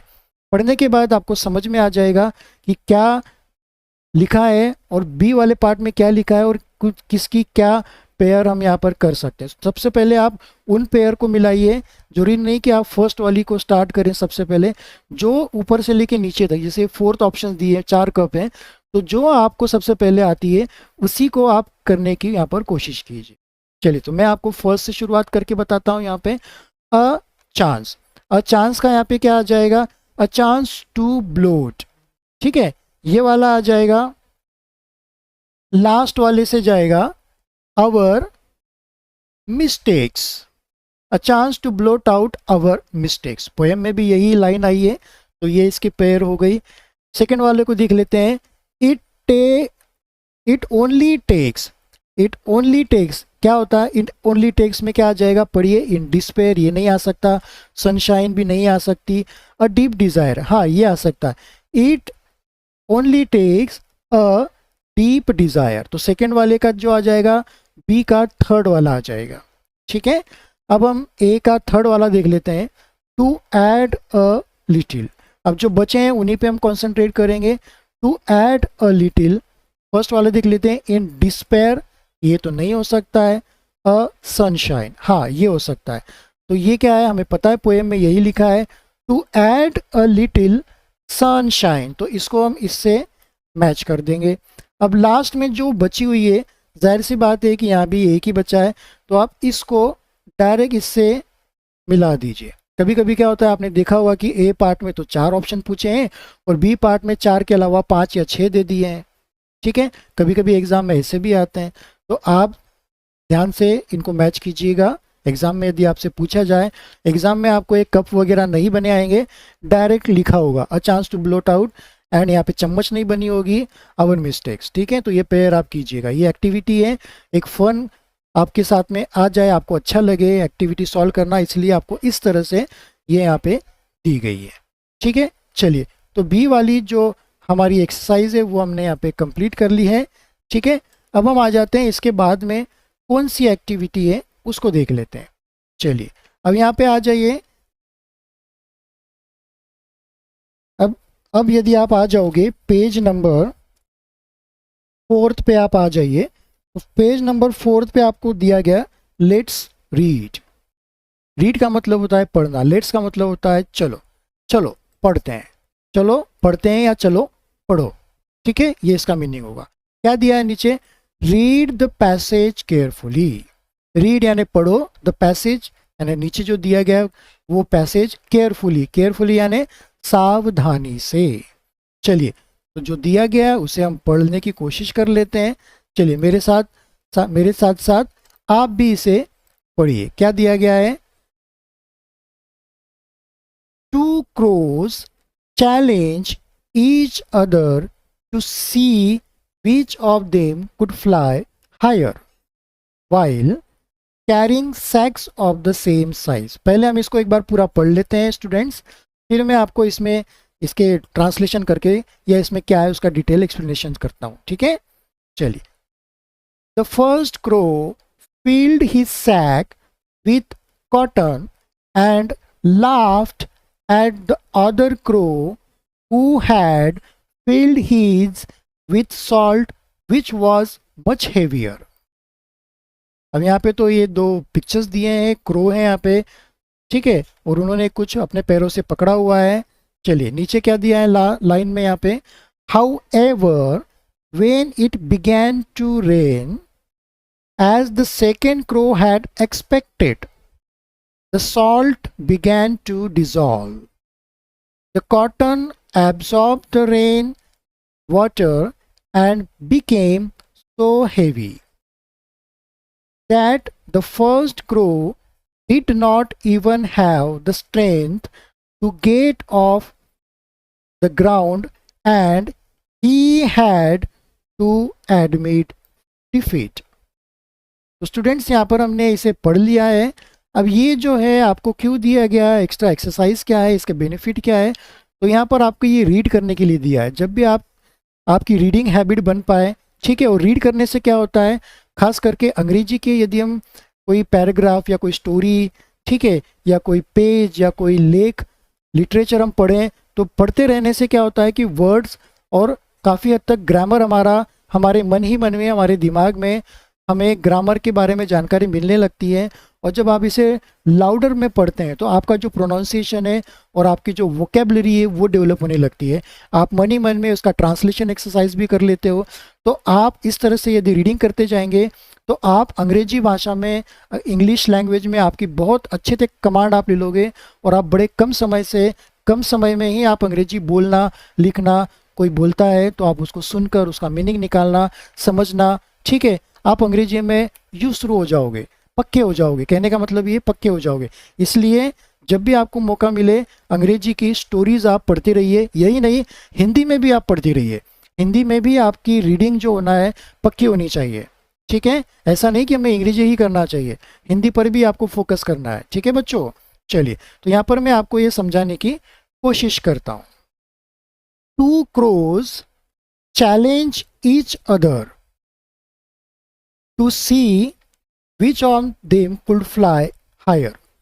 2 यानी 2, क्रो यानी क्या, कौवे, चैलेंज यानी उन्होंने क्या किया, शर्त लगाई, या एक दूसरे से प्रतिस्पर्धा उन्होंने करने की सोची, शर्त लगाई, ठीक है। ईच अदर एक दूसरे को, 2 crows चैलेंज ईच अदर, 2 कौवों ने एक दूसरे को चैलेंज किया। ईच अदर यानी एक दूसरे को।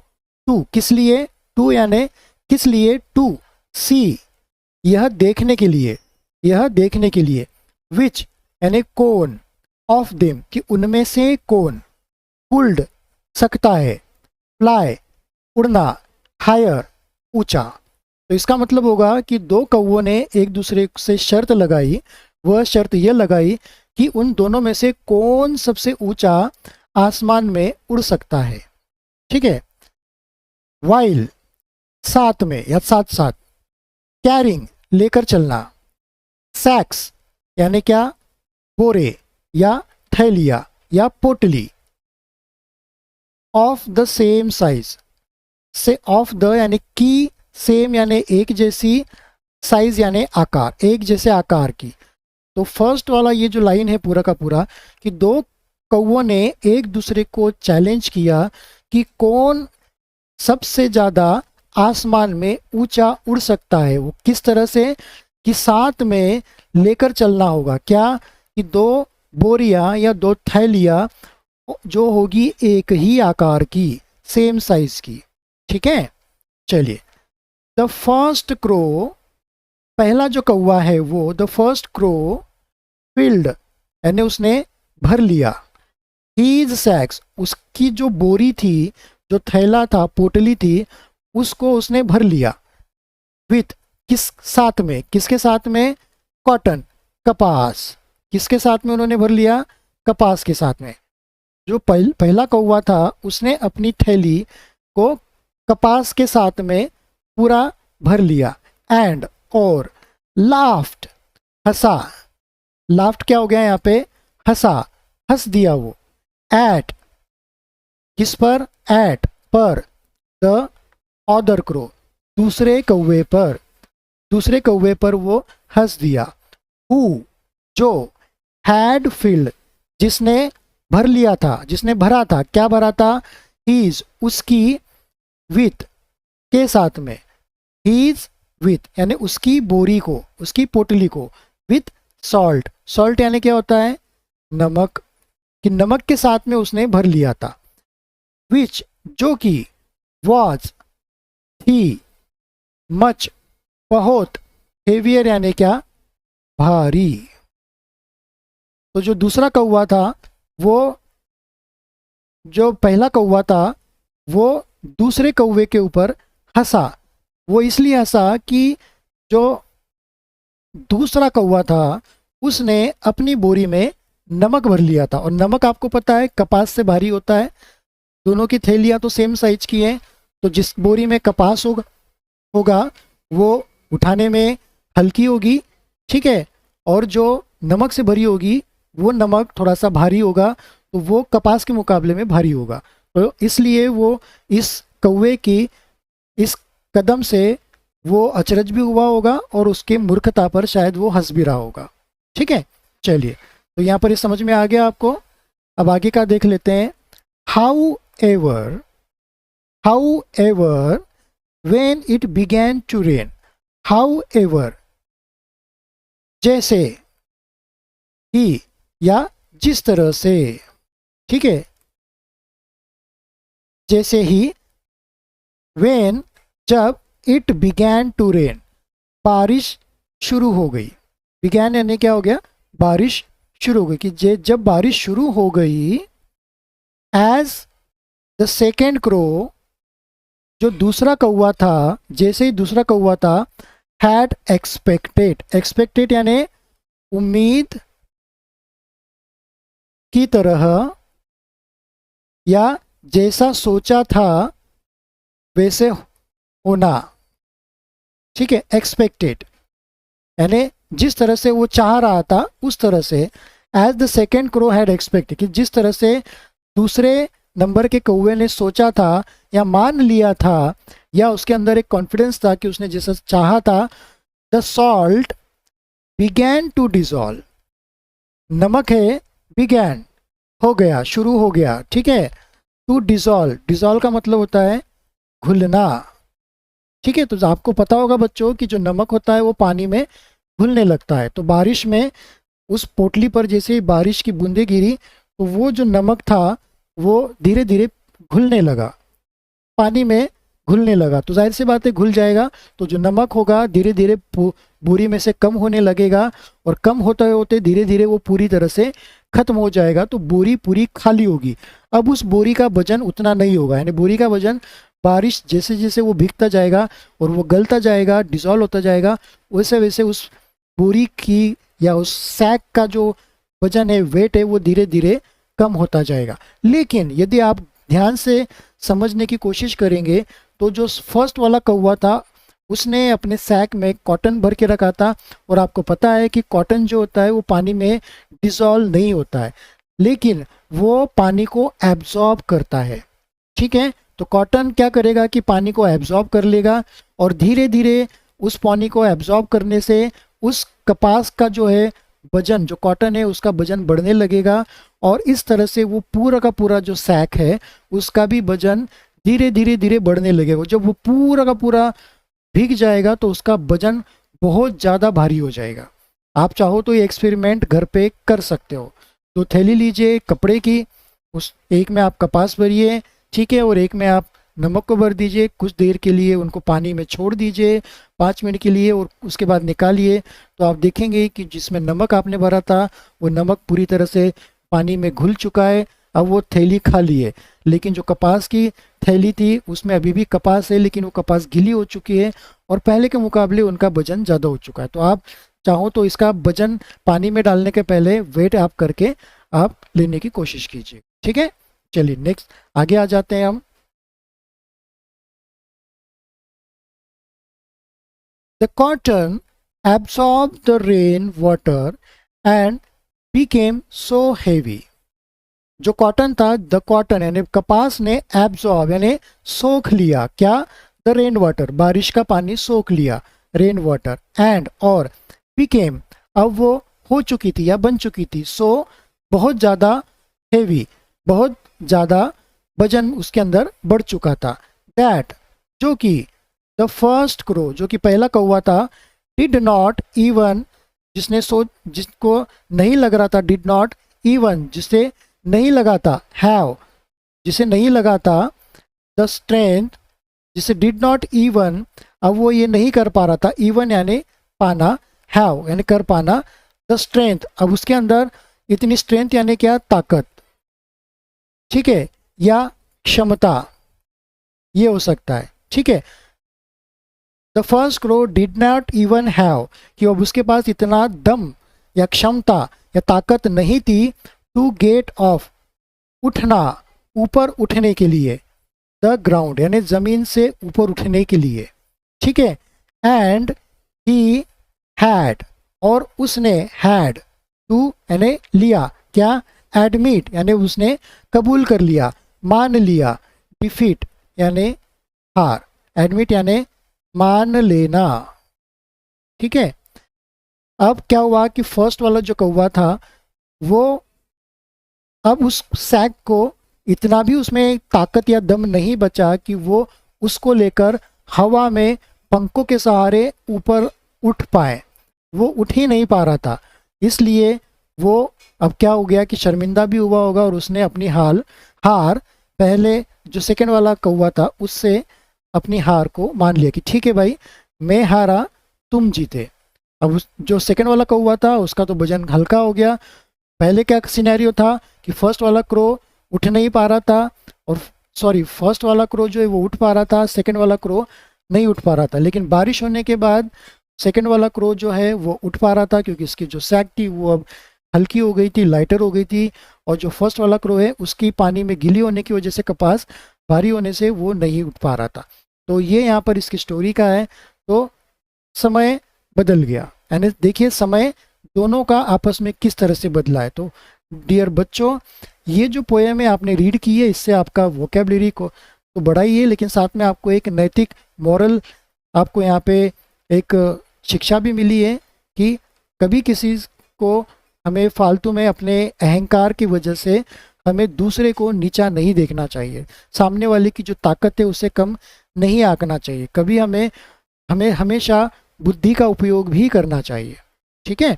चलिए अब यहाँ पे जो आते हैं क्वेश्चन से इसमें दिए गए हैं वो देख लेते हैं। Now answer the following questions, कि अब नीचे दिए गए क्वेश्चंस के आंसर आप दीजिए। चलिए ये नीचे भी, इनमें भी 5 तरह के क्वेश्चंस दिए हैं, पहले पढ़ लेते हैं। What was the challenge, what was there in the first crow sacks, what was there in the second crow sacks, who was expecting rain, who was defeated. चलिए मैं अब आपको यहाँ पे सेकंड वाले स्क्रीन पर ले आता हूँ, ताकि आपको वो जो क्वेश्चंस हैं उनके यहाँ पर आंसर्स भी मैं आपको दे पाऊँ, ठीक है। चलिए पहले समझने की कोशिश कर लेते हैं। What was the challenge, what यानी का मतलब होता है क्या, ठीक है, व्हाट का मतलब होगा क्या, वाज का मतलब था, ठीक है, व्हाट था द चैलेंज, कि शर्त क्या थी। इसका मतलब ये है कि शर्त दोनों ने क्या लगाई थी, व्हाट वाज द चैलेंज। ठीक है, कि चुनौती क्या थी और शर्त इन्होंने क्या लगाई। ठीक है, तो इसका आंसर क्या है, the challenge was who could fly higher while carrying sacks of the same size and weight। ठीक है, हम यहाँ पे बोल सकते हैं द चैलेंज। आंसर किस तरह से आएगा इसका, द चैलेंज, द चैलेंज हमने पूरा लिख लिया, अभी लिख लेंगे was. The challenge was who, कौन, कुड फ्लाई, सकता, उड़ सकता है, हायर, ऊंचा, वाइल, साथ में या उस उड़ते समय कौन सबसे ऊंचा उड़ सकता है, कैरिंग, लेकर चलना या उड़ या लेकर उड़ना, सैक्स, बोरियां, ऑफ सेम साइज, एक ही आकार की, एंड आप लिख लीजिए सेम वेट, WIGHT, ये लिख लोगे तो आपका पूरा हो जाएगा। ठीक है, हालांकि स्टोरी में ये नहीं लिखा था, पर दोनों ने क्या करा था, खाली बोरी तो लेकर उड़े नहीं, कुछ ना कुछ उसमें भरा था, यानी वजन बढ़ाया था। तो हम यहाँ पे लिख लेंगे with same size and weight, sorry यहाँ पे वेट सेम नहीं होगा, ओके, और वेट ये नहीं भी लिखोगे आप तो भी आपका चल सकता है। सेकेंड वाला क्वेश्चन क्या है, इसको हम देख लेते हैं। What was there in the first crow's sack? समझने की कोशिश कर लेते हैं इसको।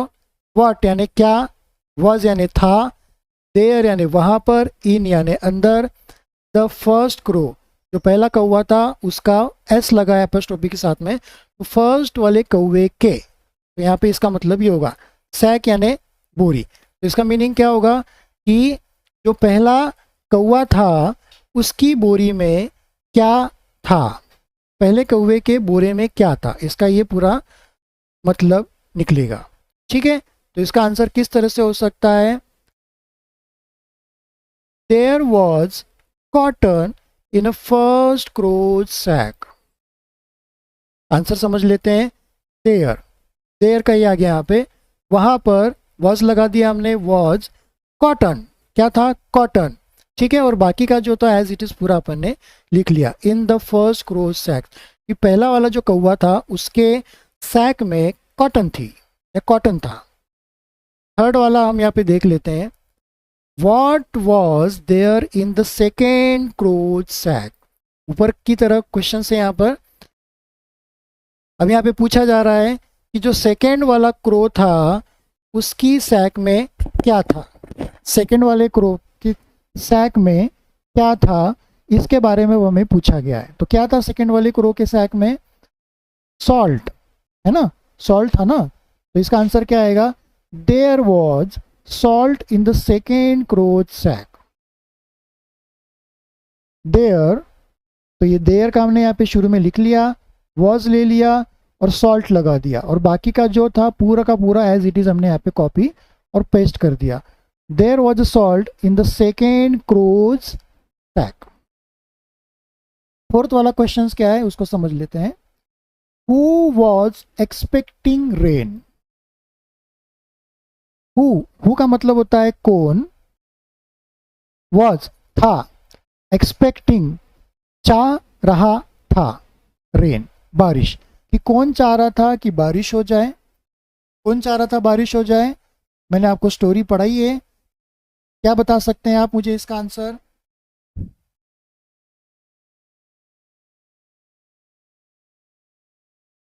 कि बारिश की उम्मीद कौन कर रहा था।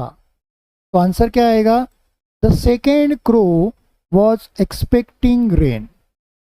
तो जो सेकेंड नंबर वाला क्रो था उसने शुरू से ही ऐसा था, वो एक्सपेक्ट उसने कर ले, एक्सपेक्टेड था वो, है ना, वो यही चाह रहा था कि बारिश हो जाए। ठीक है, तो जिसकी वजह से इस बोरी का वजन कम हो जाए। The second crow, the second crow, ठीक है, was expecting rain, was expecting rain. Fifth वाला जो क्वेश्चन है उसे देख लेते हैं, who was defeated, who was defeated.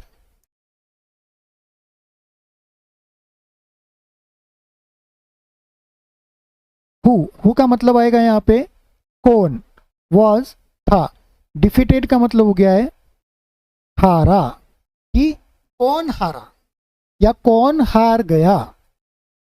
तो आंसर क्या था, कौन हारा था, फर्स्ट वाला क्रो। तो इसका आंसर क्या आएगा, the first crow was defeated, the first crow was defeated, पूरा का पूरा वॉज डिफीटेड। हु यानी कौन, तो फर्स्ट क्रो वॉज डिफीटेड पूरा आ गया यहाँ पर। ठीक है, तो स्टूडेंट्स यहाँ पर ऊपर वाला जो रीड किया था हमने स्टोरी के, उसके पांचों क्वेश्चंस हमने यहाँ पे कंप्लीट कर लिए हैं। अब हम मूव करते हैं नेक्स्ट वाली एक्सरसाइज पर। तो आ जाइए, अब आपकी बुक पर आप आ जाइए। बुक पे आप देखिए नीचे क्या लिखा है यहाँ पर, उसको हम देख लेते हैं। आप यदि बुक का इस स्टोरी के नीचे 4 नंबर का पेज देखेंगे तो वहाँ पे क्या दिया गया है, पढ़ लेते हैं हम यहाँ पे।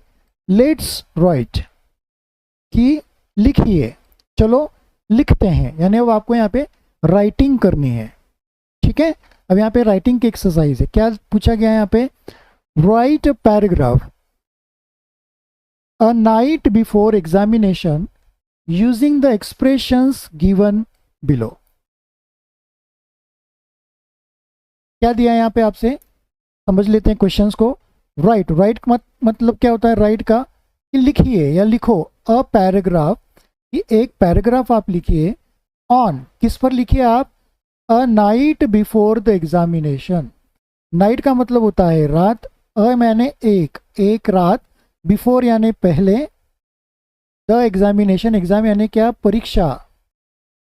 ठीक है, परीक्षा, कि परीक्षा के पहले की जो रात होती है एक विद्यार्थी के जीवन में।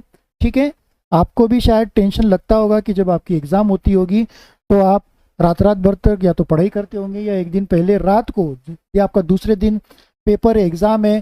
ठीक है, खास करके टफ वाला यदि आपका पेपर है। ठीक है, सब्जेक्ट जो होते हैं जनरली इंग्लिश, मैथ्स, साइंस के और बाकी जो अदर सब्जेक्ट्स होते हैं उन पे हमें अक्सर डर लगता है, क्योंकि ये हमारे वीक सब्जेक्ट्स होते हैं, हम इनमें अधिकतर कमज़ोर होते हैं। ठीक है, और इंग्लिश का भी हो गया। तो ये जब भी आते हैं तो हमें थोड़ा सा टेंशन लगता है कि यार कल तो इंग्लिश का पेपर है, कल मैथ्स का पेपर है, कल साइंस का पेपर है, कितना सारा है, मैं क्या लिखूंगी क्या लिखूंगा, है ना। ठीक है, तो चलिए, तो यहाँ पर a night before the examination, की एग्जामिनेशन के पहले का जो रात होता है। ठीक है, यूजिंग द एक्सप्रेशंस, एक्सप्रेशन से यानी कि यहाँ पे आपको कुछ यहाँ पे सिनेरियोज दिए हैं, कुछ आपको यहाँ पे फीलिंग्स दी गई हैं, कुछ बातें बताई गई है, गिवन बिलो। तो ये क्या क्या एक्सप्रेशंस हैं वो अब हम यहाँ पे देखने की कोशिश करते हैं, मैं आपको समझाता हूँ। Worry, confusion, book and notes scattered, cramming, forgetting, expected, questions, last revision, no food, no sleep, parents angry, fear of examination, lack of self confidence। देखिए बच्चों, जब भी एग्ज़ाम के पहले का जो समय होता है, चाहे दिन का हो या रात का हो, तो हमारे मन में और हमारे साथ में यही चीज़ें रहती है। क्या क्या होती है मैं आपको बता देता हूँ, देखो आप भी मैच करने की कोशिश कीजिए अपने आप से। वरी यानी क्या होता है, चिंता या डर, फियर। आप भी डरे हुए होते हैं, आपको भी चिंता होती है कि कल पेपर है। कंफ्यूजन यानी आप क्या होते हैं, कंफ्यूज होते हैं। ठीक है, आपको समझ में नहीं आता है, आप असहज होते हैं, एक तरह से अनईजी होते हैं, आपको कुछ ज़्यादा समझ में नहीं आ रहा होता कि क्या करूँ, कि मैं क्या पढूं क्या नहीं पढूं, एग्ज़ाम में क्या आ सकता है क्या नहीं आ सकता है, ये आएगा क्या वो आएगा, नहीं नहीं ये आ सकता है, नहीं नहीं वो भी आ सकता है, अरे ये भी ज़रूरी है, अरे वो भी ज़रूरी है, ये भी इम्पोर्टेंट है, अरे वो भी इम्पोर्टेंट है, ये भी करना चाहिए वो भी करना चाहिए। फिर हम फ्रेंड सर्कल से पूछते हैं कि तुम्हारे पास कुछ IMPs है क्या, तो हम कंफ्यूज होते हैं कि हम क्या पढ़ें क्या ना पढ़ें। वो इस वजह से होते हैं कि हम कई बार, अक्सर क्या होता है कि जब एग्ज़ाम होता है उसके पहले हम पढ़ने बैठते हैं, साल भर या उसके समय रहते पहले से हम पढ़ाई नहीं करते हैं।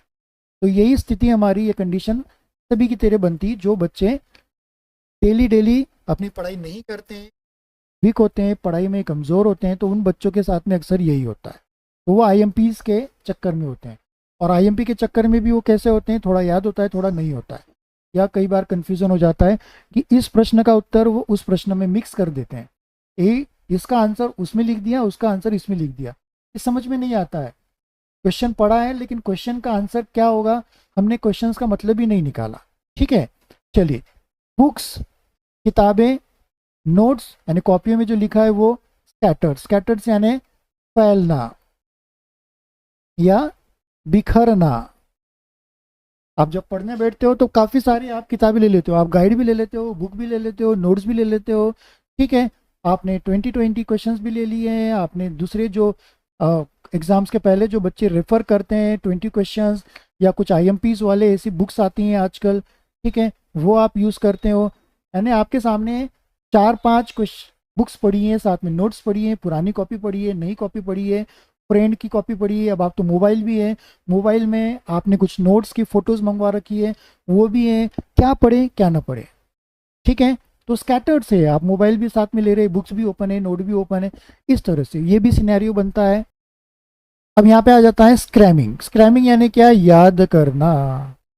ठीक है, अब आप क्या कर रहे हो, रट्टा मार रहे हो, याद कर रहे हो कि मैं इस क्वेश्चन है, क्वेश्चन का आंसर कर, क्वेश्चन पढ़ा आपने, अच्छा ये इसका याद करा, 10 बार 20 बार 50 बार आप मन ही मन में या बोल बोल के चलते चलते आप उसको याद कर रहे हो, बैठे बैठे पैर हिलाते हिलाते, पेन को हिलाते हिलाते, सिर खुजाते खुजाते, आँख ऊपर आसमान में तरफ देखते देखते, ऐसे ऐसे फिर आप उसको याद करते जाते, एक एक शब्दों को, एक एक लाइन को आप याद करते जाते हो। तो यहाँ पर भी वही कर रहा है, फॉरगेटिंग, याद भी करते जा रहे हो। और अब आपने एक क्वेश्चन को याद कर लिया, ठीक है, अब सेकंड वाला क्वेश्चन अब आप याद करने जा रहे हो।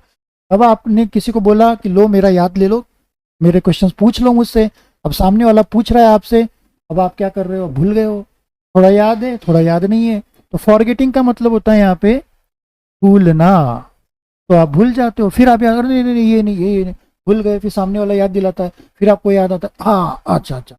तो कहने का मतलब ये है कि पूरी तरह से आपको याद नहीं हुआ। फिर आप क्या कर रहे हैं, एक्सपेक्टेड क्वेश्चंस, उम्मीद, अरे ये IMP है क्या, ये आ सकता है क्या, ये फिल इन द ब्लैंक्स, ये मैच द पेयर, ये डायग्राम आ सकती है क्या, ये पोएम आ सकती है क्या, ये वन वर्ड वाला आ सकता है क्या, ये लॉन्ग नोट शॉर्ट नोट वाला आ सकता है क्या। अब आप इस पे क्या है, एक्सपेक्टेड, अब आप उम्मीद कर रहे हैं, मुझे तो टीचर ने इस पर टिक करवाया था, या मेरी मम्मी ने या मेरी फ्रेंड ने बोला है, ये टिक कर दिया है कि ये आ ही सकता है, तो एक्सपेक्ट है, उन्होंने बोल दिया। अब आपको उम्मीद लगी कि हाँ यही आ सकता है, वो आ भी सकता है या नहीं भी आ सकता है। ठीक है, लास्ट रिवीजन, अब आप क्या कर रहे हो, आखिरी बार उसकी तैयारी कर रहे हो। और तो लिया आपने, अब आप हो सकता थक गए हो, अब आपने लास्ट में एक बार और रिवीजन कर ली कि चलो अब मैंने सब याद कर लिया है, एक बार और मैं रिवीजन कर लूँ। ठीक है, नो फूड, आपने खाना तक नहीं खाया या ठीक से खाना भी नहीं किया। नो स्लीप, स्लीप यानी सोना, अब आपको चिंता लगी तो उस चिंता के चक्कर में आप ठीक से सो भी नहीं रहे हैं, आपकी नींद भी पूरी नहीं हो रही। पेरेंट्स एंग्री, पेरेंट यानी माता पिता, एंग्री यानी गुस्सा, आपके माता पिता भी आपको डांट रहे हैं कि बच्चे क्या हो रहा है, कब तक जागोगे, रात के 2 बज रहे हैं, 3 बज रहे हैं, सुबह उठो, सुबह पेपर है ना, उनको भी चिंता हो रही है, वो भी चिल्ला रहे हैं, वो भी आपके साथ में परेशान हो रहे हैं। ठीक है, फिर आप क्या करते हो, फियर ऑफ एग्जामिनेशन, फियर यानी डर। ठीक है, डर आपके अंदर है। ठीक है, किसका, एग्जामिनेशन का, परीक्षा का, खास करके एनुअल एग्जाम का। ठीक है, अब आपके अंदर क्या डर है, आप डरते डरते सो गए, पता नहीं कल क्या होगा, क्या आ सकता है क्या नहीं आ सकता है, ये चिंता में आप सोने की कोशिश कर रहे हैं। हो सकता है नींद आ गई हो या नींद नहीं भी आ गई, नींद आ भी गई हो तो आपको एग्जाम से ही रिलेटेड क्वेश्चंस आएंगे, क्योंकि वो ही आप सोच रहे हो, उसी आपको दिमाग में चल रहा है। ठीक है, फिर यहाँ पे ऑब्लिक करके दिया गया lack of self confidence. Lack यानी क्या, कमी, सेल्फ यानी क्या, खुद का या स्वतः का या स्व, कॉन्फिडेंस यानी क्या, हिम्मत। तो ये सिनेरियो, ये जो पूछे दिए गए हैं, इनका यूज करके, इन्हीं का यूज करके आपको एक पैराग्राफ तैयार करना है। अब पैराग्राफ कैसे तैयार करना है, आपके लिए एक एग्जाम्पल के तौर पे मैंने एक पैराग्राफ बनाया है। ठीक है, इनका आप यूज कीजिएगा। इस तरह की एक्टिविटी आपने पहले की होगी कि आपको कुछ शब्द दिए हैं और आपने उस शब्दों से सेंटेंस को बनाया है ना।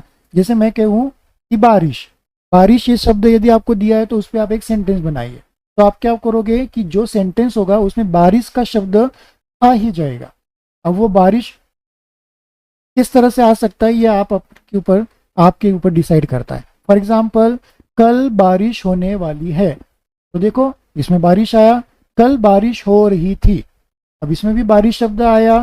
ठीक है, बारिश में ज्यादा नहीं भीगना चाहिए, अब इसमें भी बारिश आ गया। तो ये शब्द कहीं ना कहीं सेंटेंस में, चाहे स्टार्टिंग में हो या एंड में हो या बीच में कहीं भी हो, ये आना चाहिए। तो इसी तरह से ये worry, confusion, books and notes, scattered, cramming, forgetting, expecting questions, expected questions, last revision, no foods, no sleep, parents angry, fear of examination, lack of self confidence, ये जितने भी शब्द हैं ये हर एक सेंटेंस में, एक ही सेंटेंस में आने, एक सेंटेंस में एक या दो या हर एक सेंटेंस में अलग अलग आने चाहिए। फॉर एग्जाम्पल के तौर पे मैंने आपके लिए यहाँ पे एक करके रखा है एक्सरसाइज, आइए मैं आपको उसको बता देता हूँ। देखिए ऊपर ये सारे के सारे क्या है, ये हमारे वर्ड्स हैं, ओके, जो पूछे गए थे बुक्स में, और नीचे मैंने आपके लिए ये दिया है। चलिए यहाँ पे मैंने एक पैराग्राफ क्रिएट किया है आपके लिए। एक पैराग्राफ मैंने आपके लिए यहाँ पे क्रिएट किया है, उसको देख लेते हैं। हम यहाँ पे क्या किया है, मैंने एक बच्चे का मैंने यहाँ पे यूज किया है, अमित नाम के बच्चे को मैंने यहाँ पे प्लेस किया है कि एक अमित नाम का। तो स्टूडेंट्स आपके सामने स्क्रीन पर यहाँ पर मैंने पैराग्राफ दिया हुआ है, आप भी मेरे साथ पढ़िए और उसको समझने की कोशिश कीजिए कि किस तरह से जो हिंट बॉक्स में हमें वर्ड्स दिए थे उनको मैंने किस तरह से इस पैराग्राफ में हर एक सेंटेंस में देने की कोशिश की है। और आपके सामने स्क्रीन पर जो शब्द है उसको मैंने वहाँ पर बोल्ड करके रखा है। वो शब्द एज इट इज़ नहीं है, सेंटेंस के हिसाब से और टेंस के हिसाब से मैंने उसमें थोड़ा बहुत चेंज भी किया है, ताकि वो एक तरह से जो जिस बात को हम बताने की कोशिश कर रहे हैं वो वहां पर परफेक्टली हम उसको डिलीवर कर पाए। ठीक है, चलिए तो हम पहली लाइन पढ़ते हैं यहाँ पर। Amit is very much worried and confuse on the night before the examination. अब फर्स्ट वाली लाइन में यदि आप देखेंगे तो ये जो शब्द हैं दो वाले, क्या है, वरीड, कंफ्यूजन, ये दो को मैंने यहाँ पे ये यूज किया है।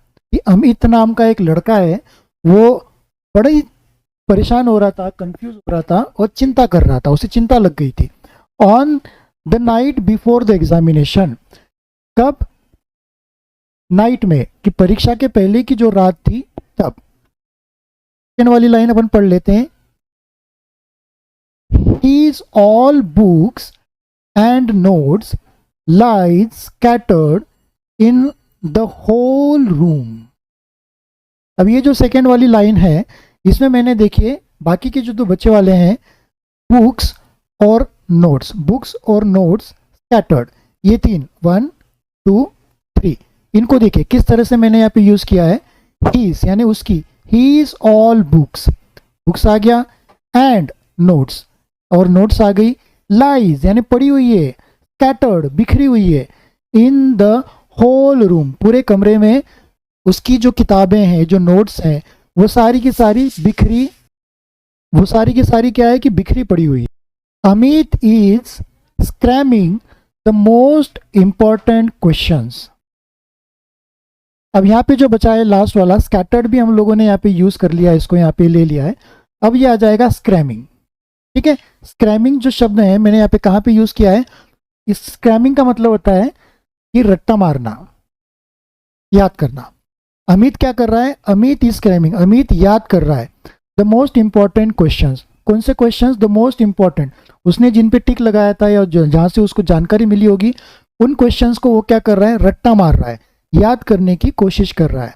ठीक है, चलिए नेक्स्ट वाला देख लेते हैं। But very soon he feeling that he is forgetting everything. अब यहाँ पे जो है स्क्रीमिंग के बाद में फॉरगेटिंग, ठीक है, ये वाला जो वर्ड है ये मैंने कहाँ पे यूज किया है, यहाँ पर यूज किया है। तो बट वेरी सून, लेकिन, बट का मतलब लेकिन, बहुत जल्दी, ही यानी कौन, अमित, फीलिंग यानी उसे ऐसा लगा, वो महसूस हुआ, दैट कि ही इज, वह, फॉरगेटिंग, फॉरगेटिंग का मतलब होता है भूलना, ठीक है, भूल रहा है, ठीक है। एवरीथिंग, एवरीथिंग का मतलब होता है सब कुछ। जल्द ही उसे यह महसूस होने लगा कि उसने जो भी कुछ याद किया है वो भूलता भी जा रहा है, उसे अब याद नहीं है या थोड़ा बहुत याद है। ही again searches for the expected questions and tries to revise them at last. He, अब यहाँ पे क्या आ गया, यहाँ पे expected आ गया, तो expected का मैंने यूज यहाँ पे किया है, expected, ठीक है। और आ जाएगा क्वेश्चंस, तो उसका भी मैंने यहीं पे साथ में लगातार कर लिया है, ठीक है। लास्ट रिवीजन, ये भी यहाँ पे आ जाएगा रिवाइज के तौर पे, ये रिवीजन का क्या होगा, रिवाइज हो जाएगा, ठीक है। ही अगेन सर्चेस, अब वो दोबारा क्या करने लगा, सर्च करने लगा, कोशिश करने लगा, प्रयास करने लगा। फॉर द एक्सपेक्टेड, अब वो क्या ढूंढने लगा, अब उसको जो अंदर से लगता था उनको वो ढूंढने लगा, इनको क्वेश्चंस को, ठीक है। एंड ट्राइज टू रिवाइज, और उनको वो याद करने लगा या उनको वो दोहराने लगा, ठीक है। कि चलो भाई अब चलिए अब जो मेरे मन में है उन्हीं पर मैं प्रयास करता हूं, उन्हीं को मैं याद करता हूं, रिवाइज कर लेता हूं।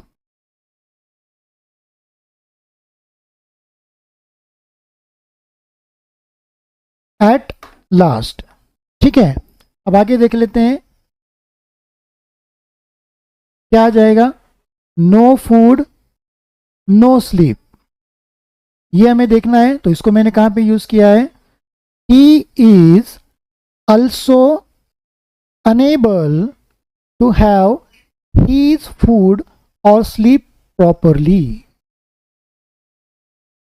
He, वह, is, है, also, also का मतलब भी, unable, नहीं कर पा रहा है, to have his food, food यानी क्या, भोजन, sleep यानी नींद। अब उसकी हालत ऐसी हो गई है, प्रॉपरली यानी ठीक से, कि वह ठीक से अपना भोजन और अपनी नींद भी पूरी नहीं कर पा रहा है या ले पा रहा है। तो ये दोनों शब्द यहाँ पे आ गए। अब आगे आ जाते हैं पेरेंट्स एंग्री, इस पर आ जाते हैं। ये शब्द कहाँ पे कैसे यूज किए हमने, his parents become very angry and told that it is nothing but the fear of examination and sheer lack of self confidence. अब इसके बाद में फियर ऑफ एग्जामिनेशन ये भी आ गया, ठीक है, ये भी मैंने ले लिया है। लैक ऑफ सेल्फ कॉन्फिडेंस ये भी ले लिया है। हिज पेरेंट, उसके पेरेंट्स यानी माता पिता, बिकम, हुए, वेरी एंग्री यानी बहुत नाराज हुए, एंड, और, टोल्ड, बोला उन्होंने, दैट कि इट इज नथिंग कि ये कुछ भी नहीं, ठीक है, बट लेकिन द फियर, फियर का मतलब होता है डर, ऑफ यानी किसका, एग्जामिनेशन का, कि बेटा ये कुछ नहीं, तुम यदि नहीं सो पा रहे हो या नहीं खा पा रहे हो या तुम्हें नहीं समझ में आ रहा है तो ये तुम्हारा जो डर है एग्जामिनेशन का उसकी वजह से आ रहा है। एंड, और, शेयर, शेयर यानी क्या होता है, एक तरह से अपने आप कमजोरी या अपने आप को कमजोर महसूस कर रहा। Lack of self confidence, lack यानी कमी, सेल्फ यानी खुद की, कॉन्फिडेंस यानी क्या होता है यहाँ पे अपने जानते हैं, हिम्मत। ये आपकी जो अंदर का जो खुद का आत्मविश्वास है, कॉन्फिडेंस है, हिम्मत है, उसकी कमी की वजह से तुम्हें ये ऐसा सब कुछ हो रहा है। तो आपने देखा कि मैंने ये जो पूरा पैराग्राफ है यहाँ से लेके यहाँ तक का, ठीक है, इस पूरे पैराग्राफ में जो हिंट में जो भी शब्दों के ये क्लूज दिए गए हैं उनको मैंने यहाँ पर पूरी तरह से यूज करने की कोशिश की। एज इट इज़ नहीं, मैंने कहीं ना कहीं थोड़ा सा उसको चेंज किया है। जैसे ये रिवीजन है तो मैंने इसका रिवाइज किया है, ठीक है। और भी कई जगह पे आप शायद देखेंगे, तो आप यदि गौर से करेंगे तो बच्चों इस पैराग्राफ को आप नोट डाउन कर लीजिएगा, आप समझ लीजिएगा, ठीक है। तो डियर स्टूडेंट्स, यहाँ पर आप लोगों ने ये वाली जो एक्सरसाइज है ये एक्सरसाइज कंप्लीट कर ली है। अब इस एक्सरसाइज में और आगे भी कुछ और दूसरा दिया गया है, उसको भी हम यहाँ पे देखने की कोशिश करते हैं। चलिए तो आ जाते हैं आपके बुक के पेज नंबर 5 पर आप आ जाइए। यहाँ पे आपको क्या दिया गया है इसे हम अब देख लेते हैं। देखिए क्या लिखा है यहाँ पे, लेट्स डू इट, चलो इसे करते हैं। क्या करते हैं, नीचे क्या दिया है, a number has been given to each letter of the alphabet in the table below, read the table and decode the message. क्या बताया गया है यहाँ पर, अ नंबर यानी एक नंबर हैज बीन गिवन, दिया गया है, बीन गिवन यानी हैज बीन गिवन यानी दिया गया है, एक नंबर दिया गया है, टू इसे, ईच हर एक लेटर अक्षर को, हर एक लेटर को, हर एक अक्षर को नंबर दिया गया है, ऑफ ए द अल्फाबेट, ये जो अल्फाबेट है, अल्फाबेट आपको पता है ए टू जेड होती है, अल्फाबेट के ए से लेकर जेड तक के जो लेटर्स हैं उनको एक एक नंबर दिया गया है इन द टेबल गिवन बिलो, जो नीचे जो एक ताली का जो टेबल बना है उसमें। देखो आप यदि टेबल देखेंगे तो ऊपर ये नंबर है 1 2 3 4 5 6 7 8 9 10 14, फिर यहाँ पे आ जाते हैं आप, उसके लिए 1 के नीचे ए है, 2 के नीचे बी है, 3 के नीचे सी है, ऐसे करते जाएंगे तो यहाँ 14 के नीचे एन है, और इसके नीचे यदि आए तो 15 है, और ये 16 तक है। यानी हमें पता है कि ए अल्फ़ाबेट जो ए से जेड होता है उसमें 26 लेटर्स होते हैं, तो 26 नंबर दिए हैं और हर एक अल्फ़ाबेट का नंबर दिया है। 15 पे आपको ओ दिया है, इसी करते करते 16 तक, 26 तक आप जाओगे तो जेड नंबर है, यानी ए का फर्स्ट नंबर दिया है और जेड का जो है 26 नंबर दिया गया है। ठीक है, रीड पढ़ो, रीड पढ़ो द टेबल, कि अब आप जो टेबल उसे पढ़ो, टेबल ये भी पढ़ लिया, और नीचे यदि आप देख पाएंगे तो नीचे भी आपको कुछ यहाँ पे टेबल्स दिए गए हैं। ठीक है, एंड डिकोड, डिकोड का मतलब होता है इसको सॉल्व करो, हल करो। ठीक है, इसका पता लगाओ द मैसेज, कि नीचे जो संदेश दिया गया है, क्या संदेश दिया गया है उसको अब आपको पता लगाना है। ठीक है, अब हम देख लेते हैं यहाँ पे कि देखिए इसके नीचे जो हमें ये जो बॉक्स दिए हैं यहाँ पे कुछ, ठीक है, इनके अंदर कुछ नंबर्स लिखे हैं, सभी में नीचे नंबर्स दिए हैं यदि हम देखने की कोशिश करें। लेकिन अभी हम यहाँ पर अभी जो ऊपर ये 3 दिए हैं इनको सॉल्व करने की कोशिश करते हैं। देखिए क्या करना है हमें, जैसे यहाँ पे ये 14 लिखा है, ठीक है, हमें पता है कि इसके नीचे हमें एक अल्फ़ाबेट लिखना है। ठीक है, ओके, तो 14 नंबर पे कौन सा आ रहा है मैसेज, एन आ रहा है। ठीक है, एन आ रहा है तो हम इसके नीचे एन लिख देंगे। ओके, अब 5 नंबर पे क्या आ रहा है, यहाँ पे ये आ रहा है, तो 5 नंबर पे ई आया है तो ई कर देंगे। 22 नंबर पे कौन सा लेटर आया है, ये आया है 22 पर, वी आया है तो हमने वी लिख दिया। अब 5 नंबर पे ऑलरेडी 5 का आया है तो 5 को हमें पता है कि ई आएगा, ई लिख दिया। अब यहाँ पर 18 है, 18 नंबर पे क्या आया है, ये आर आया है। ठीक है, देखिए हमें क्या करना है, डिकोड करना है, मैसेज को डिकोड करना है। तो ये यदि हम पढ़ेंगे पूरा तो ये क्या हो जाएगा, NEVER, नेवर, तो ये क्या हो गया, ये एक तरह से नेवर।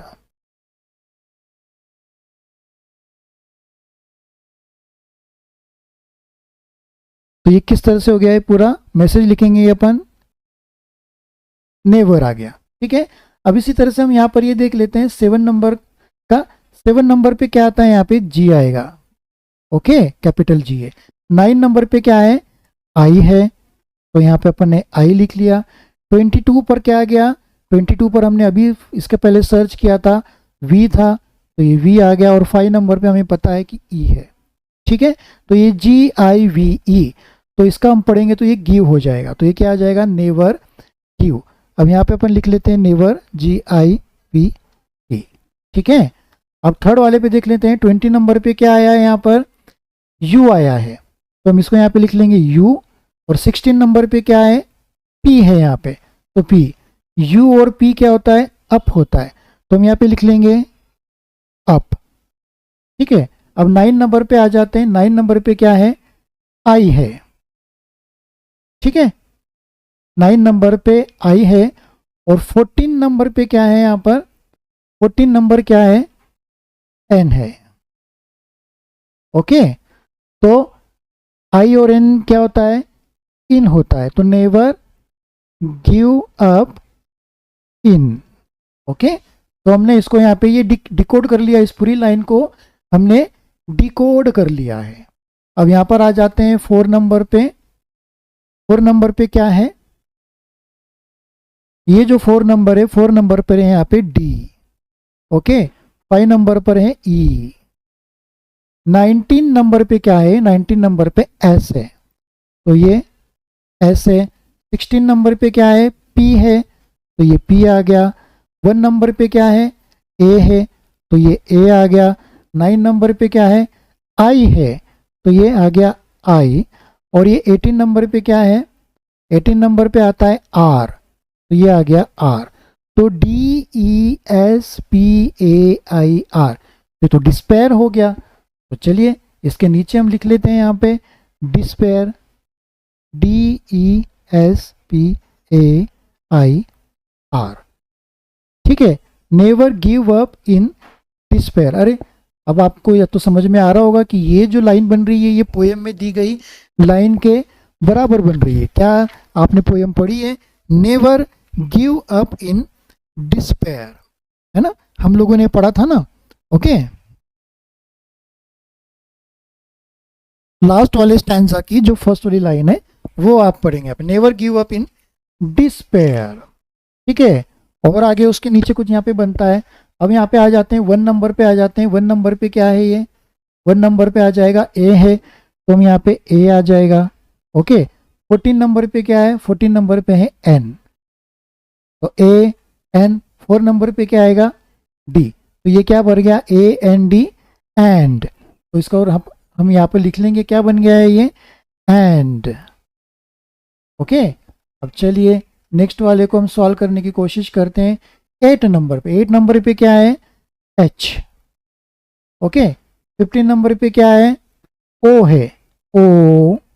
16 नंबर पे क्या है, पी है, और 5 नंबर पे क्या है, ई है। तो ये क्या हो गया, एच ओ पी ई। तो इसका हम क्या लिखेंगे, होप। ये क्या हो जाएगा, hope, H O P E. और आगे आ जाते हैं हम यहाँ पे 15 नंबर पे, दोबारा से आ गया। 15 नंबर पे क्या है, यहाँ पे ओ है, तो हम यहाँ पे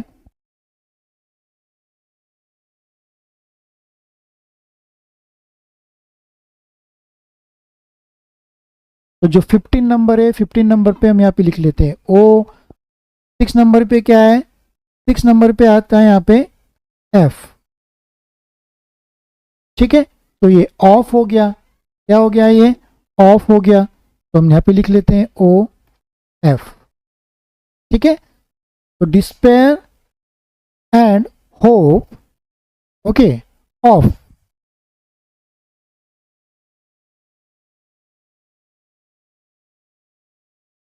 अब आगे के जो नीचे के बचे हैं हम यहाँ पे ये कर लेते हैं। 19 नंबर पे क्या आएगा, 19 नंबर पे आता है एस, तो यहाँ पे एस लिखेंगे अपन।